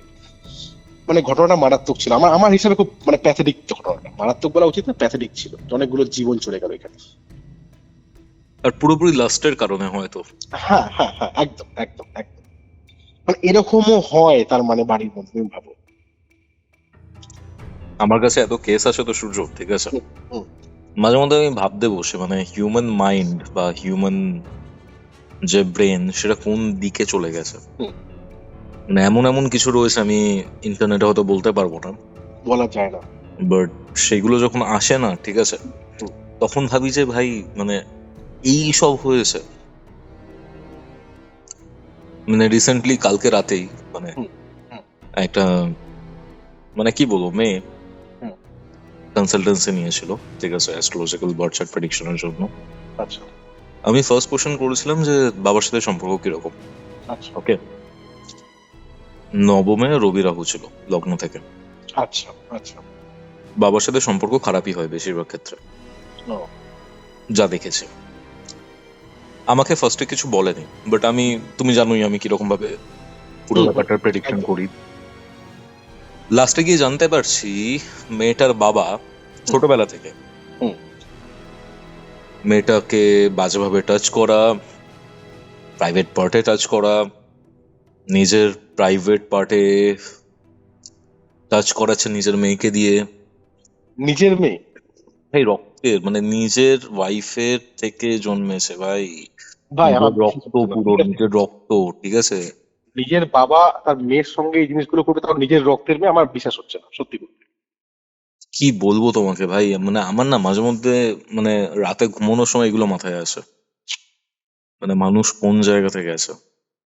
তুমি যেটা বললে সেটাও ভাই একদমই প্যাথেটিক ব্যাপার, ঠিক আছে, হুম, বাট হুম, হুম, আর এটা ওপেন সিক্রেট ভাই, এক্সট্রাম্যাটাল অ্যাফেয়ারের যে জায়গা, ঠিক আছে, হুম, মানুষ যে কি খুঁজে বেড়াচ্ছে আমি বুঝতে পারছি না জীবনে। তো এক্সট্রাম্যারিটাল অ্যাফেয়ারের জায়গা, ঠিক আছে, সংসার শেষ হয়ে যাচ্ছে, বাচ্চারা মা বাবাকে পাচ্ছে না একসাথে, just for this. Hmm, correct. আর একটা কথা বলবো সূর্য, সেটা হচ্ছে যে আমি তো আমার ব্যাপার বললাম, তুমি এই এক্সপিরিয়েন্সের ব্যাপারে জানালে। হুম, অশোকনগরের একটা কেস হয়েছিল, হুম, হুম, জলে ডুবে আই থিঙ্ক মারা গেছিল বা কিছু একটা হয়েছিল। হুম, হুম, হুম, হুম। ওই ব্যাপারটা কি বলো তো ভাই। ওটা দেখো, অ্যাকচুয়ালি আমরা যেভাবে ইনভেস্টিগেট করি সেভাবে কেসটা এসেছিল। হুম। তো ওনারা বাড়ির মধ্যে একটি প্রবলেম ফেস করছিল, ওনারা মেইনলি স্পিরিট কমিউনিকেশন চাইছিল যে আমার ছেলে এখনো অব্দি বাড়িতে আছে কি নেই। কাইন্ড অফ তো আমরা, ফ্ল্যান্টের টাইপের। হ্যাঁ, ওকে। ওনারা কিছু চাইছিল যে কিছু তোমরা করে দেখো যে কিছু হয় কি হয় না। তো আমরা টিম রেডি করি, টিম রেডি করে আমরা বিকেল বিকেল বেরিয়ে যাই। হুম। সন্ধ্যের মধ্যে ওখানে পৌঁছে যাই, পৌঁছে গিয়ে আমরা প্রথমে মানে ঘটনা শুনি না, প্রথমে পুরো বাড়িটা আমরা দেখি। ভালো হুম। হুম। যেভাবে যেগুলো প্রসেস থাকে অ্যাজ পার প্রসেস, তো পুরো বাড়িটা আমরা দেখলাম। দেখে টেকে নিয়ে আমরা ঘরে গিয়ে বসলাম, বসে আমরা ওনাদের মুখে ঘটনাটা একবার শুনতে চাইলাম যে কি এক্স্যাক্টলি কি হয়েছে। হুম। যেটুকু আমার মনে রয়েছে তোমাকে আমি বলছি, যে ওই ছেলেটা খুব শান্ত ভদ্র একজন, খুব ভালো একটা বাচ্চা। মানে ওনার যদি মানে বাচ্চাদের যেমন গ্রুপ হয়, গ্রুপে যদি কেউ ধরো সিগারেট বিড়ি টিড়ি খায় বা কোনো খারাপ কথা বলে, তো ওই ছেলেটা প্রতিবাদ করে। কিন্তু আবার এটা পরেও এটাও বলে যে বন্ধুই তো, ওকে একটা চান্স দেওয়া হোক, ঠিক আছে, এরকম টাইপ একটা ছেলে। মানে কুসঙ্গে খুব একটা থাকে না। আর সবচেয়ে বড় কথা, ও হচ্ছে ওয়াটার ফোবিয়া আছে। ও কোনোদিনও সমুদ্রে নামেনি, ও ঘরে এসে স্নান করেছে। ইভেন আমাকে যেটা ওনার মা বলছিল যে আগের বছর হোলিতে সবাই যখন পুকুরে নেমে স্নান টান করছিল, ও স্নান বাড়িতে এসে সাওয়ারে করেছে। মানে ও জলকে খুব ভয় পেত, ও কোনোদিনও জলে নামতে পারবে না, কারণ ও জলের থেকে দূরে থাকতো। তো বন্ধু বান্ধব যেমন হয়, ওরা পরীক্ষা পরীক্ষা দিয়ে এসছে। যেদিনকে উনি মারা গেছে, আমার ডেটটা খুব একটা মনে পড়ছে না, খুব সম্ভবত হয়তো 23শে ফেব্রুয়ারি এক্সাক্ট ডেটটা। তো যেদিনকে ওই দিনকে কিরম দিনটা ছিল, ও পরীক্ষা পরীক্ষা দিয়ে আসে, পরীক্ষা দিয়ে এসছে, দিয়ে এসে নিয়ে ও ঘরে এসে শুয়ে পড়েছে। স্কুলের জামা টামা যেগুলো ছিল সেগুলো রোদে দিয়েছে। মাকে বলেছে মা কিছু খাবার দাবার বানাও, ওর মাসি ঘরে ছিল। তো বলছে ও শুয়েছিল, টান টান হয়ে ঘরে শুয়েছিল, খাবার খেয়ে টান টান হয়ে ঘরে শুয়েছিল, খালি গা হয়ে শুয়েছিল। হঠাৎ ওর একটা বন্ধু আসে, বন্ধু এসে বলছে মেঘান দা চলো খেলতে যাবো। বলছে কোনো কথা না, জাস্ট উঠলো, উঠে গেঞ্জিটা গায়ে দিল। ওর মাসি জিজ্ঞেস করছে কোথায় যাচ্ছিস, তো বললো যে আমি এর সঙ্গে খেলতে যাচ্ছি, বলে বেরিয়ে গেল। বেরিয়ে যাওয়ার পর ওর মাসি বলছে আমি ঘরে রয়েছি। আর ওর মাসি 7 দিন আগে একটা স্বপ্ন দেখেছিল যে কেউ জলে ডুবে মারা গেছে। এটা ওর মাসি 7 দিন আগে স্বপ্ন দেখেছিল। সে সেই কেউটা যে এ হবে সেটা উনি বুঝতে পারেন। কিছুক্ষণ পর একটা বাচ্চা ছেলে আসে, এসে নিয়ে ওর মাকে বলে যেরকম মেঘান জলে ডুবে গেছে। ওর মা বলছে জলে ডুবে গেছে মানে? বলছে ও স্নান করতে নেমেছিল, জলে ডুবে গেছে। ওর মা বলছে এটা হতেই পারে না, যার জলের ফোবিয়া রয়েছে, যে জলকে ভয় পায়, সে কোনোদিন জলে নামবেই না, তাহলে ও কি করে জলে নামলো? ওর মা ওখান থেকে ওই অবস্থাতে যায়, ও বাড়ির মধ্যে তো চিল্লাচিল্লি শুরু করে দেয়, আশেপাশের লোকজনও জড়ো হয়। ওই অবস্থাতে ওর মা যায় দৌড়াতে দৌড়াতে, গিয়ে নিয়ে, মানে পুকুরটা হচ্ছে অনেকটা বড় এরিয়া জুড়ে। পুকুরটা ওই ভিডিওতে সবাই যদি কেউ দেখে, মানে দেখে থাকে, তাহলে বুঝতে পারবে, মানে মিডল ডেপথ অনেকটা বেশি। ঘটনা যেটা হয়েছিল যে 3-4জন বন্ধু মিলে পুকুরের সামনে বসেছিল, 2জন জলে নেমেছিল, এই ছেলেটা পাড়ে বসেছিল। একে অনেকবার বলা হচ্ছিল যে জলের নাম, জলের নাম, নামেনি। তো এক জায়গায় বন্ধু বান্ধব থাকলে যেমন ইয়ার্কি মারে, ওর পা ধরে টেনেছে এমন করে ছেলেটা একদম গড়িয়ে জলে পড়ে গেছে। আর জলে পড়ে যাওয়ার পর ও হাত পা নেড়েছে, একদম ডেপথে চলে গেছে। আর যে টেনেছে সে বলছে কি ওখানে দাঁড়িয়ে যে দেখি কার কত দম, ও দেখি কতক্ষণ ওর দম আছে যে জলের তলায়ও থাকতে পারে। এইবার অনেকক্ষণ হওয়ার পর যখন দেখছি ও আর খুঁজে পাওয়া যাচ্ছে না, ওরা ও ইনিশিয়েটিভ নিয়েছে, নিয়ে খোঁজার চেষ্টা করেছে, ঠিক আছে, কিন্তু খুঁজে ওকে আর পায়নি। ওরা ওখান থেকে 3জন চলে আসছিল, পাড়ার একজন দাঁড় করিয়েছে ওকে, বলছে কি ব্যাপার, তোদের সঙ্গে আরেকজন ছিল পুকুর পাড়ে বসেছিল, ও কোথায় গেল? বলছে ও জলে তলিয়ে গেছে, ওকে খুঁজে পাওয়া যাচ্ছে না। বলছে তলিয়ে গেছে মানে? তখন ওরা লোকজনকে ডেকেছে, ডেকে নিয়ে এবার এই ছেলেটা, যে ছেলেটা মানে ওরম পড়েছে, ও বাড়িতে গেছে, বাড়িতে গিয়ে স্নান করেছে, স্নান করে তারপরে এই ছেলেটার বাড়িতে গেছে, যে ছেলেটা জলে ডুবে গেছে তার বাড়িতে গিয়ে বলেছে যে এরকম কাকিমা মেঘান আর জলের তলায় ডুবে গেছে, মানে পুকুরে ডুবে গেছে। তখন এটা অবাক হয়ে গেছে, মানে অনেকক্ষণ সময় কিন্তু ইন বিটুইন। এর মা যখন এখান থেকে স্কুটি ফুটি নিয়ে গেছে, গিয়ে নিয়ে দেখছে যে জালে, নেটের জালে ওর ছেলের বডি তোলা হচ্ছে। মা হিসাবে তুমি বুঝতে পারছো বুক ফাটা আর্তনাদ পুরোপুরি উনার, কিন্তু পাগল হয়ে গেছে ওখানে দেখে। ওর মানে পাশে কোনো মামা বা কাকা কেউ ছিল, ঠিক আছে, যাকে ছোটবেলা থেকে মেঘান চিনতো, যিনি মারা গেছে ওনার নাম হচ্ছে মেঘান। তো ওর বুকে পাম্প করেছে, পাম্প করার পর মুখ থেকে খালি ব্লাড বেরিয়েছে। যে ডাক্তার ওদের চেনা পরিচিত ছিল, সেই ডাক্তার কনফার্ম করলো যে মেঘানা নেই। পোস্টমর্টমে ওর লাংস থেকে 300 গ্রাম মানে ওই বালি বা মাটি সামথিং কিছু পাওয়া গেছে, যেটা আমাকে ওনারা বলেছিল। তো ওনার মৃত্যুর পর থেকে মানে ওর মা কি করেছে, যে যেই জামাটা খুলে ও রোদে দিয়েছিল শুকানোর জন্য, সেই জামাটা কাচে নিয়ে, ওর স্মেলটা ওর মা নিতে পছন্দ করতো। মায়ের মন তুমি বুঝতেই পারছো। ওর মৃত্যুর পর থেকে এন্টার বাড়ি ফ্যামিলি মেম্বার, কিছু কিছু জন যারা আছে, তারা একটা শ্যাডো মুভমেন্ট বাড়ির মধ্যে দেখতে পাচ্ছিল। কখনো সে দেখা যাচ্ছে জানলার কোনায় দাঁড়িয়ে রয়েছে, কখনো কেউ মানে মনে করো কথাবার্তা বলছে, মুখের সাইড থেকে একবার মুখটা মানে ভেঙচে, যেমন আগে করতো জীবৎকালে যেমন করতো, সেরকম ভাবে মুখটা ভেঙচে চলে যাচ্ছে। ইভেন ওর যে পিসি বা মাসি যে ছিল, উনি আমাদের বলছিল যে আমি আমার অফিসের স্টাফদেরকে এই ঘটনাটাই বলছিলাম মেঘানের ব্যাপারে, তুমি স্পষ্ট দেখতে পারলাম যে আমাদের যে গেট রয়েছে, গেটের সামনে কেউ দাঁড়িয়ে দেখছে। আর সেদিকে বাড়িতে কেউ ছিল না, গেটের সামনে কেউ দাঁড়িয়ে দেখছে। ওর সব ড্রয়িং গুলো আমরা গিয়ে দেখছিলাম ওইখানে, ওর ভয়েস নোট গুলো শুনছিলাম ওখানে আমরা, যে ও কি কি বলতো। সবকিছু শোনার পর আমরা জিজ্ঞেস করলাম যে আপনারা তাহলে কি চাইছেন এই মুহূর্তে দাঁড়িয়ে? তো বললো দেখো আমরা স্পিরিট কমিউনিকেশন চাইছি, কারণ আমরা বুঝতে পারছি যে ওর একটা ঘরের মধ্যে প্রেজেন্স রয়েছে, ঠিক আছে, আমরা ফিল করতে পারছি। আর আমি, ওর মা বলছে আমি সবসময় চাইবো আমার ছেলে যেন এখান থেকে না যায়, আমার ছেলে যেন আমাদের সঙ্গেই থাকে, ঠিক আছে। ওর মা কি করে, ওই ছেলে তো খেতে খুব ভালোবাসতো, বিরিয়ানি ফ্রাইড রাইস খেতে খুব ভালোবাসতো। তো ওর মা কি করেছিল, ওই হোলির দিনকে, হোলির আগেও মারা গেছিল, হোলির দিনকে ছেলের প্ল্যান ছিল যে আমি একটুখানি ওই চিলি চিকেন ফ্রাইড রাইস খাবো। ওর মা chilli chicken, fried rice, fried momo বা ম্যাগি কিছু একটা সামথিং ছিল, সবকে দিয়ে আসতো একদম পুকুর পাড়ে, যেখানে ওর ছেলে বসেছিল, সবাই বলতো ওনার ছেলে, তো ওখানে গিয়ে সবকিছু দিয়ে আসতো প্রত্যেক দিন। মানে ওনার যখনই মনে হতো তখনই গিয়ে খাবার বানাতো, বানিয়ে দিয়ে আসতো। তা আমি ওনাকে বললাম যেটা কিন্তু ঠিক হচ্ছে না, আপনি খাবার দেওয়াটা বন্ধ করুন। এটাতে যদি ও আদেও কখনো চায় যে মুক্তি পাওয়ার জন্য বা কিছুর জন্য, ও কিন্তু কোনোদিনও মায়া ছেড়ে যেতে পারবে না। উনি খুব কান্নাকাটি করছিল। আমি বললাম আপনি একটা কাজ করুন, ওর যাবতীয় জিনিস, যেগুলো প্রিয় জিনিস রয়েছে, সেগুলো বের করে খাটের উপর রাখুন। আর ওর প্রিয় ঘর, ওর যে ঘরে ও থাকতো, ওই ঘরটা ওর কাছে খুব প্রিয় ছিল। ঘর নোংরা করতে পছন্দ করতো না, একদম টিপটপ রাখতো ঘর। তোর যে জায়গাটা খুব ভালো ছিল, ও মানে এমন ছেলে ছিল যে মানে পর্দা দিয়ে ঘুমাতো, মানে খুব লাজুক টাইপের ছেলে ছিল। তো আমি ঘরে বললাম যে আমি কিছুক্ষণ একা থাকবো। ওর একটা ফটো ছিল, যে আয়নায় মুখ দেখতো, সেই আয়না, একটা ওই কানে দেওয়া একটা হেডফোন ও রিসেন্টলি কিনেছিল, সবসময় নিজের কাছে রাখতো ওটা। ফোনটা খুব প্রিয় ছিল ওর, একটা র্যাকেট ছিল। আর ওই যে ড্রেসটা স্কুল থেকে যে ড্রেসটা খুলেছিল, সেই ড্রেসটা ওর মা একদম অ্যাজ ইট ইজ ভাঁজ করে রেখে দিয়েছিল। তো আমি বললাম সবাইকে যে তোমরা একটু ঘরের বাইরে চলে যাও, আমি একটু চেষ্টা করে দেখি যে আছে কি নেই বা কমিউনিকেশন করে কি না। কারণ দেখো মৃত্যুটা আলটিমেট অবগাতে হয়েছে, মৃত্যুটা অবগাতে হয়েছে। যে দেখো আজকে যদি কোনো কেউ বাড়ির কেউ ধরো মানে ডাক্তার বলে দিয়ে যে সে আর বাঁচবে না, তিনি আর থাকবে না, তার মাল্টিপল অর্গান ড্যামেজ হয়ে গেছে বা কোনো পার্টিকুলার খুব গুরুতর রোগ হয়েছে, তো সেই ক্ষেত্রে আমরা কি এটা মেন্টালি প্রিপেয়ার হয়ে যাই যে সে আর থাকবে না, সে চলেই যাবে। এবার একটা এমন মানুষ যে সারাদিন ধরে খুব ভালো চলো হয়ে বাড়িতে ঘুরছে, খুব অ্যাক্টিভ মেম্বার, সেই যদি হঠাৎ করে চলে যায় না, এই ইম্প্যাক্টটা মানুষের প্রতি বেশি পড়ে, যেটা এই বাড়িতে হয়েছিল। তো ওনাদেরকে আমি বাড়ির বাইরে করে দিই, ওরা আমি ঘরের মধ্যে একা থাকি। 10 মিনিট 15 মিনিট আমি কমিউনিকেশন করার চেষ্টা করছি, অনেকবার করে কমিউনিকেশন করার চেষ্টা করছি, কমিউনিকেশন হচ্ছে না। ঘরের মধ্যে থেকে না হঠাৎ করে একটা ভ্যাপসা গন্ধ বেরোতে আরম্ভ করলো। আমার প্রথমে মন বলছিল কি এই স্কুলের জামা প্যান্টটা কাছে নি, হয়তো ওই স্মেলটা ওই দিক থেকে আসে। কিন্তু মানে ওই স্মেলটা আসছে কোন দিকটা বলতো, আমি যেখানে বসে রয়েছি তার সামনাসামনি একটা গেট ছিল, যে গেট দিয়ে ঘরটায় ঢুকতে হয়, ওর পাশের কর্নার থেকে আসছে। কেটোমিটারে কিন্তু তখন অব্দি কোনো সিগন্যাল নেই। আমি অনেকবার কমিউনিকেশন করার চেষ্টা করছিলাম, কোনো সিগন্যাল আমি পাচ্ছিলাম না। আমি ফোন আর ওর যে ইয়ারবাড যেটা ছিল ওটাকে সরিয়ে দিয়েছিলাম দূরে একটুখানি, যেটা কানেক্ট না করে। আমি এক্স্যাক্টলি উঠলাম, উঠে নিয়ে গিয়ে ওইখানে দাঁড়িয়ে না একবার কমিউনিকেশন করার চেষ্টা করলাম যে ও আছে কি নেই। কিছুক্ষণের মধ্যে অ্যান্সার আসলো, পুরোপুরি রেড কালারের লাইট। মানে আমি বুঝতে পারলাম যে সে কমিউনিকেশন করবে। যেহেতু ও জীবৎকাল একটু লাজুক টাইপের ছিল, আমার মনে হয় এই কারণের জন্য কমিউনিকেশনটা একটা লেটে করেছে আমাদের সাথে, স্পেশালি আমার সাথে। আর বাইরে আমার যে টিমমেট ছিল, ও এসএলএস নিয়ে রেডি ছিল, ও বারবার করে বলছে যে যখন তুমি আমাকে, আমি অ্যাকচুয়ালি এটা ভিডিও করেছিলাম নিজের ফোনে, যে যেভাবে কেটোমিটারটা অন হচ্ছে বারবার করে, ওটাকে ওকে পাঠিয়েছিলাম আমি ওকে। বলছি আমি এক্স্যাক্টলি এই টাইমেই একটা ওই এসএলএস এর রিডিং পেয়েছি। এবার এসএলএস রিডিং কিন্তু সবসময় সঠিক হয় না, কিছু কিছু ক্ষেত্রে ওরা স্ট্রাকচার যেহেতু ডিটেক্ট করে, তো সেক্ষেত্রে সব জায়গায় মানে সঠিক হয় না। কিন্তু যেসব স্ট্রাকচার মুভমেন্ট করছে প্রপারলি, এক জায়গা থেকে আরেক জায়গায় মুভমেন্ট করছে, সেটা কিন্তু সঠিক হয় এসএলএস।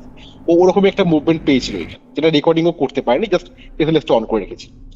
তো তারপর আমি বাড়ির সবাইকে ডাকি, ডেকে নিয়ে অ্যাজ পার প্রসেস যেভাবে আমরা কমিউনিকেশন করার হয়, সামনে ফটো ফটো রেখে মোমবাতি চালিয়ে নিয়ে, ঠিক আছে, পেন্টাগান ড্র করে নিয়ে, তো আমরা কমিউনিকেশন করার চেষ্টা করছি। কমিউনিকেশন হচ্ছে, কখনো ছেড়ে যাচ্ছে। এইবার কমিউনিকেশন যখন শুরু হয়েছে, ওর মা কি ভুল করেছে, ওর মা করেছে কি, ওর মা কেঁদে ফেলেছে, হঠাৎ করে কেঁদে ফেলেছে। এবার যখনই ওর মা কেঁদে ফেলেছে না, সঙ্গে সঙ্গে স্পিডটা কিন্তু ওখান থেকে বেরিয়ে গেল। এটা বোঝা গেল যে পুরোপুরি কমিউনিকেশন ব্রেক হয়ে গেল। আবার ওর মাকে বাইরে করলাম, বাইরে করে আবার অনেক কষ্ট করে আনা হলো। আনার পর আমরা অনেক জিজ্ঞাসাবাদ করলাম, উনি অ্যান্সার দিল বেগান যে বাচ্চাটা নেই আমাদের মধ্যে আজকে আর, যে ও এই বাড়িতেই রয়েছে। আর ও মা বাবা সবাইকে বা আমাদের যারা যারা আছে এই মুহূর্তে, যারা আমরা কমিউনিকেশন করছি, প্রত্যেককেও দেখতে পাচ্ছি। তো বারবার করে ও আসছে আর চলে যাচ্ছে, তার একটাই কারণ, ওর মা বারবার করে কেঁদে ফেলছে। কি করবে, বাচ্চার মা মারা গেছে, তো তো আমি তো আটকাতে পারি না ওনাকে। আমি যতই বলি যে আপনি কাঁদবেন না, আমি জানি বলা যায় না জিনিসটা। তো আলটিমেট তারপরে মানে আমি বারবার করে জিজ্ঞেস করছি ওখানে যে তুমি কোনো কষ্টে আছো কিনা, কোনো অ্যান্সার আসছে না। আমি খালি একটা লাস্ট প্রশ্ন করেছিলাম যে আজকে তোমার মা কাঁদছে বলে কি তুমি কমিউনিকেশন করতে চাইছো না, বা তুমি কষ্ট পাচ্ছ? যদি তাই হয় তাহলে একবার রেড কালার লাইটটা জ্বালিয়ে দেখো। যারা যারা ভিডিওটা দেখেছে, অনেকে দেখেছে ভিডিওটা, তারা তারা জানে জিনিসটা কিভাবে কানেক্ট করতে হয়েছিল আমাকে ওখানে। তো সঙ্গে সঙ্গে কিন্তু রেড কালারের লাইটের অ্যান্সারটা আসলো, যে ওর মা কাঁদছে বলে কিন্তু ও আসতে চাইছে না। মানে ও রয়েছে আমাদের সামনে, কিন্তু ও কমিউনিকেশন করছে না। মানে ও কমিউনিকেশন করলেও জানে ভালো করে ও মা কেঁদে ফেলবে। এক্স্যাক্টলি এই কারণের জন্য কিন্তু ও কোনোভাবে কমিউনিকেশন করছে না আমাদের সাথে। মানে আলটিমেট আমরা একটা জিনিস বুঝতে পারলাম যে ও কিন্তু ওই বাড়িটার মধ্যেই রয়েছে, আর ওর ঘরেই রয়েছে ও। আর এটা হওয়ার পিছনে কোথাও না কোথাও দায়ী আমি বলবো না, কিন্তু অ্যাকচুয়ালি মায়ের মন তো, ওর সব প্রিয় জিনিসগুলো রেখে দিয়েছে, প্লাস ওই খাবার দাওয়া। এইটা আমি ওনাকে না করে আসলাম যে আজকে যদি ও কোথাও জন্ম নিতে পারে, বা আরো ভালো বেটার জায়গায় যেতে পারে, তো সেক্ষেত্রে আপনি খুশি হবেন না? আপনি কতদিন ওকে আটকে রাখবেন এইভাবে? আপনার জন্য তো ও কষ্ট পাচ্ছে, ও তো চাইলেও আপনাকে দেখা দিতে পারছে না, আপনার সামনে দিয়ে হয়তো ঘুরছে, আপনি বুঝতে পারছেন না। তখন উনি জিনিসটা বুঝলো, উনি চেষ্টা করবে বলেছে আমাকে যে আমি আর কখনো গিয়ে ওখানে খাবার দাবার আমি আর দেবো না। কিন্তু ওই বাড়িটা থেকে বেরোনোর সময় আমাদের সবার চোখ ভারী ছিল। এটা একটা প্যাথেটিক ইনভেস্টিগেশন ছিল আমার লাইফ, বুঝতে পারছো? স্বাভাবিক ভাই। মানে বয়স আমার না, এই ঘটনাটা শুনে সূর্য অনেকলি বলছি, হুম। রাহুলদার কথাটা মাথায় এলো, জানো তো। মানে একদম সত্যি, মানে ভাবা যাচ্ছে না যে উনি আর আমাদের মধ্যে নেই। কতবার ছোটবেলায় আমরা চিরদিনই তুমি যে আমার দেখেছি, তখন অনেক ছোট আমি। এক্স্যাক্টলি, মানে আমি যখন শুনছি না ভাই, মানে আমি বাইরে ছিলাম, মা বাবা এদের সাথে বাইরে ছিলাম, হুম, কোথাও একটা খাওয়া দাওয়া করছিলাম, আমার মা হঠাৎ বললো যে জানিস যে রাহুল দা নেই আর মারা গেছে। হুম, হুম। আমি না ফার্স্টে না প্রসেস করতে, কে রাহুলদার কথা, কোন রাহুলদার কথা বলছো? বলছো ওই যে সিরিয়াল করতো এবং হুম, মানে ওই অভিনয় করতো না সিনেমাতে? হুম, হুম, হুম, বলছে, কি বলছো? আমি দুদিন আগে ওনার পডকাস্ট দেখছিলাম, ঠিক আছে, হুম। এবং মানে সামনাসামনি দেখা হয়েছে বেশ কয়েকবার, ঠিক আছে, আচ্ছা, কথাবার্তা হয়েছে, আচ্ছা। বাট মানে আমি না ভাই নিতে পারিনি ব্যাপারটা, আমি প্রসেসও করতে পারিনি রাদার ইভেন এই ব্যাপারটা। কেউ নিতে পারেনি এখন, অ্যাকচুয়ালি ওনাকে সবাই এখন চিনছে সবাই সিরিয়াল থেকে। আমরা তো চিরদিনই তুমি আমার থেকে চিনি। এক্স্যাক্টলি, মানে ইভেন একটা লেখাও লিখেছিলেন যেখানে মানে অদ্ভুত ভাবে মানে পুরো জিনিসপত্রগুলো হুম। ম্যাচ করে গেছিল। ওখানেও লিখেছেন যে জলে ডুবে মারা গেছেন, 42 বছর বয়স। মানে অ্যাকচুয়ালি মানে ভাই প্রসেস করা যাচ্ছে না ব্যাপারটা। সত্যি কথা, সত্যি কথা, মানে কিছু বলার নেই এখানে। মানে আমি প্রথমে ভেবেছিলাম ফেক নিউজ এটা। আমিও কিছুদিন প্রথমে আগে, তাই ভেবেছি। হ্যাঁ, কারণ নাগার্জুনের একটা RIP বলে একটা পোস্ট ঘুরছিল, ওটা তো ফেক নিউজ ছিল। আমি শকড হয়ে গেছিলাম। আমি নাগার্জুনের অনেক বড় ফ্যান, সাউথের হিরো। হুম হুম হুম হুম হুম তারপর আমি ভেবেছিলাম এটা তো ফেক। যখন আমি সার্চ করলাম, যখন স্টার আনন্দ দেখাচ্ছে এই সেম জিনিস, তার মানে এটা ফেক নয়। তারপর তো ব্যাক টু ব্যাক আপডেট আসতেই শুরু করলো। মানে এটা সত্যি, তুমি ঠিকই বলেছো, এটা অ্যাকচুয়ালি প্রসেস করা যাচ্ছে না। বুঝতে পারছো? খুবই খারাপ তোকে লাগে। আরেকটা ঘটনা বলি আমি। আমি বলো। এবার public একটা ঘটনা বলি, এটা খুব মজার একটা ঘটনা। মানে মজা বলা উচিত না এটা, আমার এই টার্মসটা ভুল হলো মজার কথাটা বলা। আমাকে আমাদের এই কাঁচরাপাড়া ওয়ার্কশপে, আমি জায়গার নাম বলেই বলছি, কাঁচরাপাড়া ওয়ার্কশপ গেটের ওই দিক থেকে, মানে চেন গেটের থেকে একটু দূরে, মানে হালিশহর আর কাঁচরাপাড়ার মাঝখানে একজন বহুবার ফোন করেছিল বাড়িতে আসার জন্য। বাড়িতে কোনো পোল্টারগাছ অ্যাক্টিভিটি হচ্ছে। তো আমি একটুখানি কাজের চাপের জন্য আমি যেতে পারছিলাম না। আমি যাবো করছি কিন্তু যেতে পারছি না। তো একদিন রাত্রি 12:30টার সময় আমাকে ফোন করেছে যে আপনি আসুন, আমরা আজকে বাড়িতে থাকতে পারছি না। কি হয়েছে বলছে, আমি আপনি মানে ওরা হাঁপাচ্ছে রীতিমতো, মানে আমি আসছি, আপনি মানে রিল্যাক্স করুন, আমি আসছি। আমি গাড়ি নিয়ে যাই ওনার বাড়িতে, দেখলাম বাইরে দাঁড়িয়ে রয়েছে মা বাবা ছেলে। তো ওনারা আমাকে বলছে প্রবলেমটা কি হয়েছে, না ওনারা অ্যাকচুয়ালি দুই ছেলে ছিল, ওনাদের দুই ছেলে ছিল, বড় ছেলে ছোট ছেলে। আজকে যে আমাদের সামনে দাঁড়িয়ে আছে উনি যে ছোট ছেলে। তো ওই ছোট ছেলে বাবা মা তিনজন মিলে ওনারা পুরী ঘুরতে গেছিল 2025-এর 18ই ডিসেম্বর, আমি যদি খুব ভুল না হই, ঠিক আছে। 18ই ডিসেম্বর ওরা পুরী ঘুরতে যায়। বড় ছেলে যায়নি কারণ কাজের চাপ ছিল, ছুটি পায়। বাড়িটা একটু অ্যাবস্ট্রাক্ট এরিয়াতে রয়েছে, আশেপাশে সেরকম কোনো বাড়ি ছিল না। ওরা যখন ওইখান থেকে ঘুরে আসে, ঘুরে আসার পর ওই গেট ভেঙে দেখা যায় যে ওই বড় ছেলে নিজের ঘরে গলায় দড়ি দিয়ে ঝুলছে, আত্মহত্যা করে নিয়েছে। আর মাছি পুরো ভনভন করছে, মানে 4 দিন ধরে ওরাও বেরিয়েছে, গলা দড়ি দিয়ে দিয়েছে। আচ্ছা। বুঝতে পারছো? তো তারপর থেকে বাড়ির মধ্যে প্রচন্ড ওনার প্রেজেন্স পাওয়া যাচ্ছে। মানে ওই কাজবাজ সবকিছু হওয়ার মোটামুটি 1-1.5 মাস মোটামুটি ঠিকঠাক ছিল, তারপর থেকে খুব বাজে রকমের একটা প্রেজেন্স আসছে। ওনারা কোন রকম লোকাল হেল্প পাচ্ছে না, ওনারা চেষ্টা করেছে অনেকভাবে, ওরা কিছু করতে পারছে না। তো আমি আমি ওনাদেরকে বললাম যে ঘরটা কোনটা আছে আমাকে দেখানো, ঘরটা দেখালো, বললো এরকম বারবার করে মনে হচ্ছে না কেউ এখানে হামাগুড়ি দিয়ে ঘুরে বেড়াচ্ছে। মানে আমাদের, মানে আমরা যেখানে ঘরে ঘুমাচ্ছি বারবার মনে হচ্ছে ওই ঘর থেকে কেউ বেরোচ্ছে, স্ক্রল করছে, করে আমাদের ঠিক এই আল্লাহর কোণা দিয়ে এসে চুপচাপ দাঁড়িয়ে করছে। আলমারি ছিল, আলমারি কোণা দিয়ে দাঁড়িয়ে করছে। এটা মোটামুটি বাড়ির 3টে মেম্বারই দেখেছে যে সে কিন্তু আর স্বাভাবিক নেই, সে কিন্তু স্ক্রল করে ঢুকছে। ঠিক আছে, আপনি কোনো অসুবিধা নেই, আপনি একটা কাজ করুন, মেন সুইচ বন্ধ করে দিন, আমি ঘরটার মধ্যে রয়েছি, আপনার একটু বাইরে থেকে লক করে বাইরে দাঁড়াবেন। ওরা কি করেছে, মেন সুইচ অফ করেছে, বাইরে দিয়ে তালা মেরে দিয়েছে, মেরে দিয়ে পুকুর পাড়ে চলে গেছে। আচ্ছা আচ্ছা, বুঝতে পারছো? মানে ওদেরকে আমি বললাম যে আপনারা লক করে বাইরে দাঁড়ান, ওরা তালা মেরে পুকুর পাড়ে চলে গেছে। আমি আধ ঘন্টায় ঘরের মধ্যে রয়েছি, আচ্ছা, খাটে বসে রয়েছি। একবার মানে আমার খালি খাটে বসে বুঝতে পারছি যে সামনেই ঝুলছিল ওনার বডিটা, আমি মানে কল্পনা করছিলাম এখানে। একবার ঠিক মনে হচ্ছে পিছনে কেউ যেন মানে খাটের মধ্যে বসলে না, মোচড় দিয়ে কে যেন বসলো, ঠিক আছে, ঘরের মধ্যে কেউ ঘুরছে, ফিল করতে পারছি। আমি তো বুঝতে পেরেছি প্রবলেম রয়েছে, এবার তো বেরোতে হবে। আমি বারবার জানলার সামনে পর্দা সরিয়ে ডাকছি, কেউ নেই বাড়ির মধ্যে, কেউ কোথাও নেই। হ্যাঁ, কেউ কোথাও নেই। ফোন আমার ওই টাইমে যা অবস্থা হয়ে রয়েছে, ফোনে মানে কাউকে পাওয়াই যাচ্ছে না, বারবার করে চেষ্টা করা হচ্ছে, ফোনে পাওয়া যাচ্ছে না, ফোন হচ্ছে না, টুক টুক টুক করে কেটে যাচ্ছে, লাইনও আসছে না। আমি অনেকক্ষণ চেষ্টা করলাম, কিছু হচ্ছে না। মোটামুটি আধ ঘন্টা হয়ে গেছে, তারপর ওনারা এসছে, ঠিক আছে। আমি দেখতে পেলাম জানলার সামনেই দেখা যাচ্ছে রাস্তাটা, তিনজনে ঢুকছে, গেটটা খুলেছে। আমি জিজ্ঞেস করলাম যে আপনারা কোথায় গেছিলেন? বলছে যে আমরা পুকুর পাড়ে চলে গেছিলাম।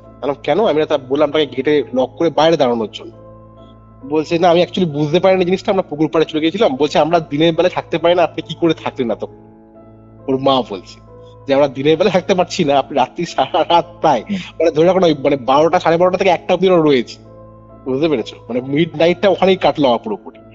তাই বলে আপনার ফোনটা কোথায়? ওর ফোনের যা অবস্থা, মানে ওই মানে এরিয়াটা এতটাই অ্যাবস্ট্রাক্ট এরিয়া যে ওখানে নেটওয়ার্ক ঠিক মতো পাওয়া যায় না, আচ্ছা এমন কন্ডিশন জায়গাটা। মানে আমার যদি ওখানে কিছু হয়েও যেত, আমি কোনো সাপোর্টও পেতাম না। ছিল বুঝতে ওখানে পারছি। জিনিসপত্র। মানে এরকম মানে মানে কি বলবো, বিক্ষিপ্ত ঘটনা প্রচুর রয়েছে আমার কাছে, মানে বলতে গেলে যে সারা রাত কেটে যাবে এরকম প্রচুর ঘটনা। মানে এই তুমি বলে না ইনভেস্টিগেশন কেমন চলছে, ইনভেস্টিগেশন আমার এরকম চলছে, বুঝতে পেরেছো? এটাই হচ্ছে আমার ইনভেস্টিগেশনের সারমর্ম, তুমি এক কথা যদি জানতে চাও। মানে লোকজন মানে বাড়িতে তালা দিয়ে চলে যাচ্ছে। ভাবো তুমি, ওই ঘরটার মধ্যে আমি রয়েছি, ওরা তালা মেরে পুকুর পাড়ে চলে গেছে। মানে বুঝতে পারছো কি বলবো? থ্যাংক ইউ সূর্য, কথা হচ্ছে আবার, ঠিক আছে? একদম একদম। অ্যান্ড তার থেকেও বড় কথা হচ্ছে সেটা হচ্ছে যে আমরা খুব তাড়াতাড়ি কিন্তু কৌস্তব আড্ডাতে আবার বসছি। হ্যাঁ, পডকাস্টটা খুব তাড়াতাড়ি করছি। চলো, কত সামনের সপ্তাহে শুট হবে আমাদের পডকাস্ট। হ্যাঁ, সামনের খুব সপ্তাহে। ভুল না হই। খুব সিরিয়াস কিছু ব্যাপার স্যাপার নিয়ে আলোচনা হ্যাঁ, রয়েছে। সিরিয়াস বলেই পডকাস্টে করা হচ্ছে, খুব মানে যুদ্ধকালীন তৎপরতায়। একদম একদম মানুষজন নতুন কিছু শুনতে পারবে এবারে। একদমই তাই। কথা হচ্ছে ভাই। চলো চলো, গুড নাইট। Good night. এটাই ছিল আজকের ঘটনা। আজকের এই ঘটনা আপনাদের কেমন লাগলো কমেন্ট করে জানান। ভিডিওটা ভালো লাগলে অবশ্যই লাইক করে শেয়ার করে দিন। আর হ্যাঁ, আপনিও যদি আপনার লাইফে ঘটে যাওয়া এরকম কোনো প্যারানর্মাল অ্যাক্টিভিটি, এরকম কোনো ঘটনা আমার সাথে শেয়ার করতে চান, অথবা আমার থেকে কোনো স্পিরিচুয়াল হেল্প, কোনো তন্ত্র রিলেটেড হেল্প, কোনো অ্যাস্ট্রোলজিক্যাল প্রেডিকশন চান, যোগাযোগ করুন আমাদের অফিসিয়াল হোয়াটসঅ্যাপ নম্বরে, যেটি হচ্ছে 6290675195। তাহলে চলুন, দেখা হচ্ছে পরবর্তী এপিসোডে, যেটি আসছে রবিবার দিন দুপুর ঠিক 3টের সময়। ততক্ষণ অব্দি কিউরিও ফাইটার এরকম আরো 2টি এপিসোড দেখতে শুনতে আপনার মোবাইল স্ক্রিনে আসা ডান দিকের অথবা বাঁ দিকের বক্সে ক্লিক করুন।